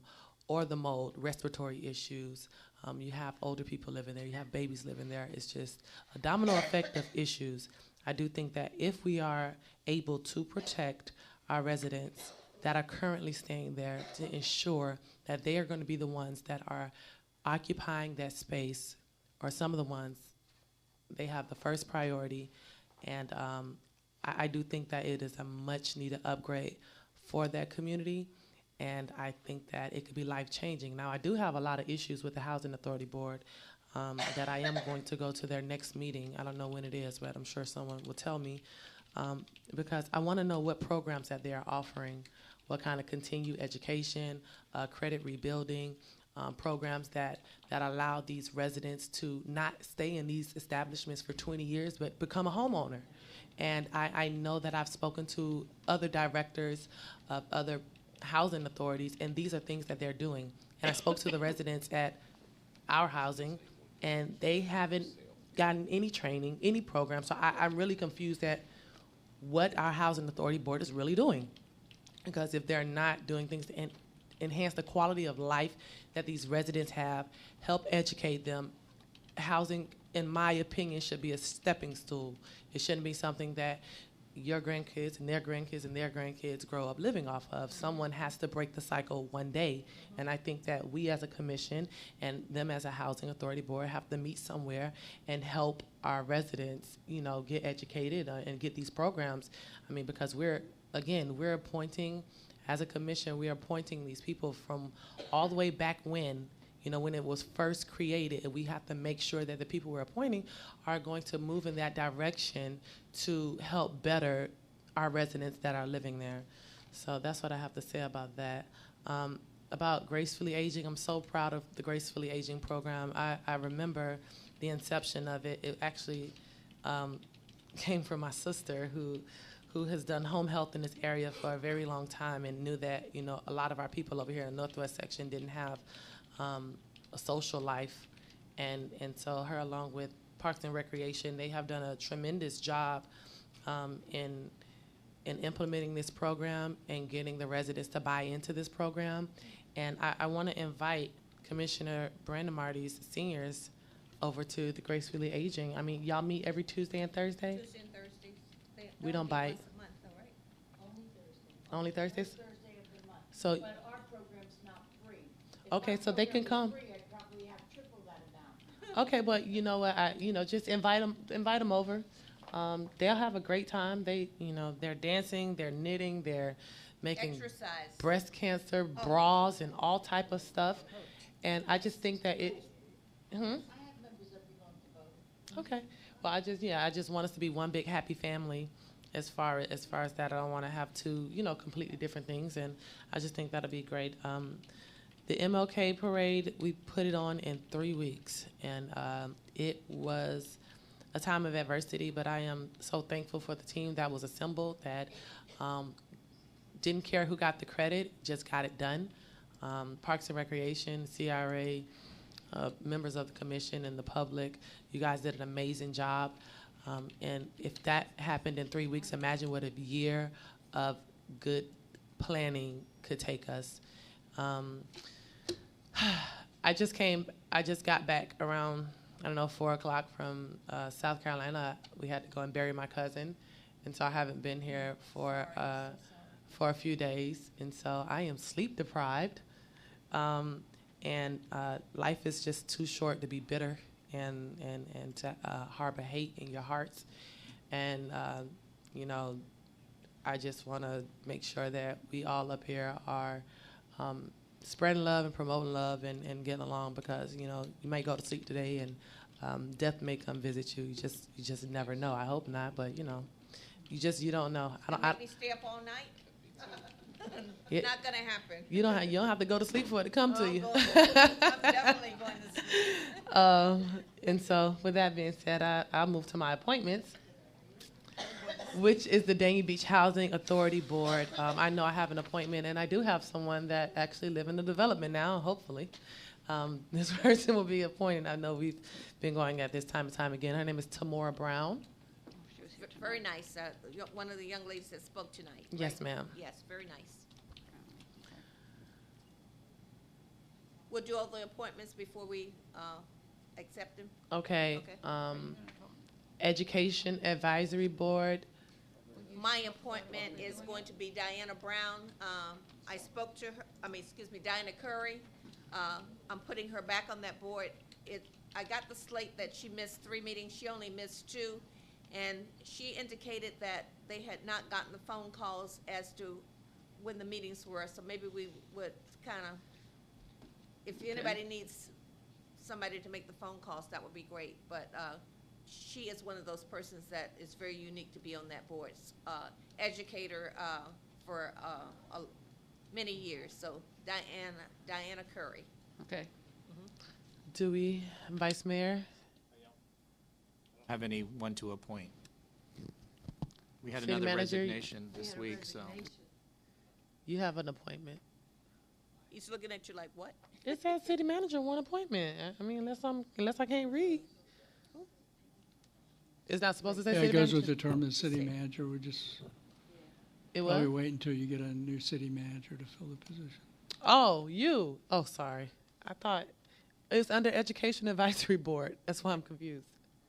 He has an appointment, but the appointment from the city manager runs with the term of his And he's going to wait Got until it. the new city manager comes in. Right. Got it. Okay. Green Advisory Board. Anyone out there? I don't have anyone. Had 2 Yeah. resignations on the Green Advisory Board. You know, it's getting harder and harder to fill these boards. Not a lot of people really want to serve on these boards. And so we come here every meeting I've been here, we have not had one meeting that didn't have boards to be filled. I have a motion to approve the 2 that we did, and that will be the Housing Authority and the Educational Board. Second. No appointments for the Marine, correct? No. No, okay. Anyone Got a want a second. second? Second, okay. All in favor? Aye. All opposed? Great. City Manager? Thank you, Mayor. I'm just going to pass out my report for you. That's the report. I'm trying to keep you updated on where we are in different projects. So that's all I have. You're welcome. City Attorney? The city clerk had put in your backup on the Dania Beach Housing Authority a memo I sent to the commission explaining why then Mayor Salvino had a number of appointments, because he was here as a 2-year mayor. And he had all these different terms of the housing authority expired while he was mayor. So he ended up appointing 5 people. He didn't do anything about it. 7. For the 2 years he was here, he appointed 7, but he appointed 5 because their terms expired while he was here. And then he put it up to a vote of the commission, and then the commission had to have a majority vote to approve what he proposed. Then 2 of the people he appointed, in addition to those, were for unexpired portions of terms. 2 members had resigned. One had, I think both had moved out of the city. He then put forward 2 names of 2 commissioners, housing authority people, and the commission approved them. That's what the memo says in the backup, and explains. Pat Fleury had the same thing. She was the first 2-year mayor. She appointed all 7 while she was the commissioner. That's what happened when the mayors went to 2-year terms. The mayor, including this mayor, would have more appointments. The terms are staggered. You'll have one coming up in I only have 2. November. You'll have one coming up in November, though. That's the next one. And then the following mayor, I guess, will have in a 2-year 5. term. we'll have 5. Yeah, that's just the way it's been set up. But well, what state law happened- does this, by the way. Well, no, I can vividly remember sitting in there, and it's not Commissioner Salvino's fault. I can remember, he was then Vice Mayor Jones. He extended someone, and they did. This is where it gets tricky. Their appointment wasn't going to be up till after the election, maybe 2 more months. And because that says that within 90 days before their term expires, you could already reappoint them, then Vice Mayor Jones reappointed 2 or 3 people. That's exactly what happened. I remember it like it was yesterday. I'm Well, just the saying. the So, only question I've got for you is that he, as a vice mayor, did not have the authority to appoint anybody. no, I Only know. the mayor could do it. And I think what I have. He made a I- recommendation, but that's what I'm saying. Yeah, that's right. But having the backup showing when he was the mayor, that he appointed a couple people because their terms expired, and he had to put in replacements. That's exactly what happened to Mayor Salvino. Okay. We'll correct that So next it is, election. but again, it's been like by state law since you created the board in 1984. State law said the terms had to be staggered, and the terms have been staggered all this time, and they go forward that way under state law. Okay. Okay, nothing further. Nothing further? Before the clerk comes. I'm sorry. Something just came to, I know everybody want to go home, but 4 of the cities in Miami has put together a resolution. The county commissioners are thinking about putting together a resolution. Lauderdale Lakes is putting together a resolution concerning the depotion, how can I put this? The statements that were made by the President of the United States about Sexual undocumented immigrants. And I think that if we can ask the city manager, not city manager, the city attorney, to look at their resolutions and see whether it's something that we want to draft up, simply because we have a lot of Haitian residents in the city of Dania Beach. We have 2 Haitian churches. We have a lot of Puerto Ricans that live in the city of Dania Beach. And we want to make sure that we do everything possible within the guidelines of government to protect those people that need to be protected. Political now over a president. Yeah, we are. I don't want no part of it. Well, I don't care what president it was. We got enough with this city without worrying about Trump. You gonna write a resolution, then we can vote on it. Okay, great. yes, thank you. Just take a look at it. Thank you. City Clerk? Next meeting, Tuesday, February 13th at 5:30 for the CRA Board, followed by a 7 o'clock City Commission meeting. And that's all I have. Thank you. Meeting adjourned.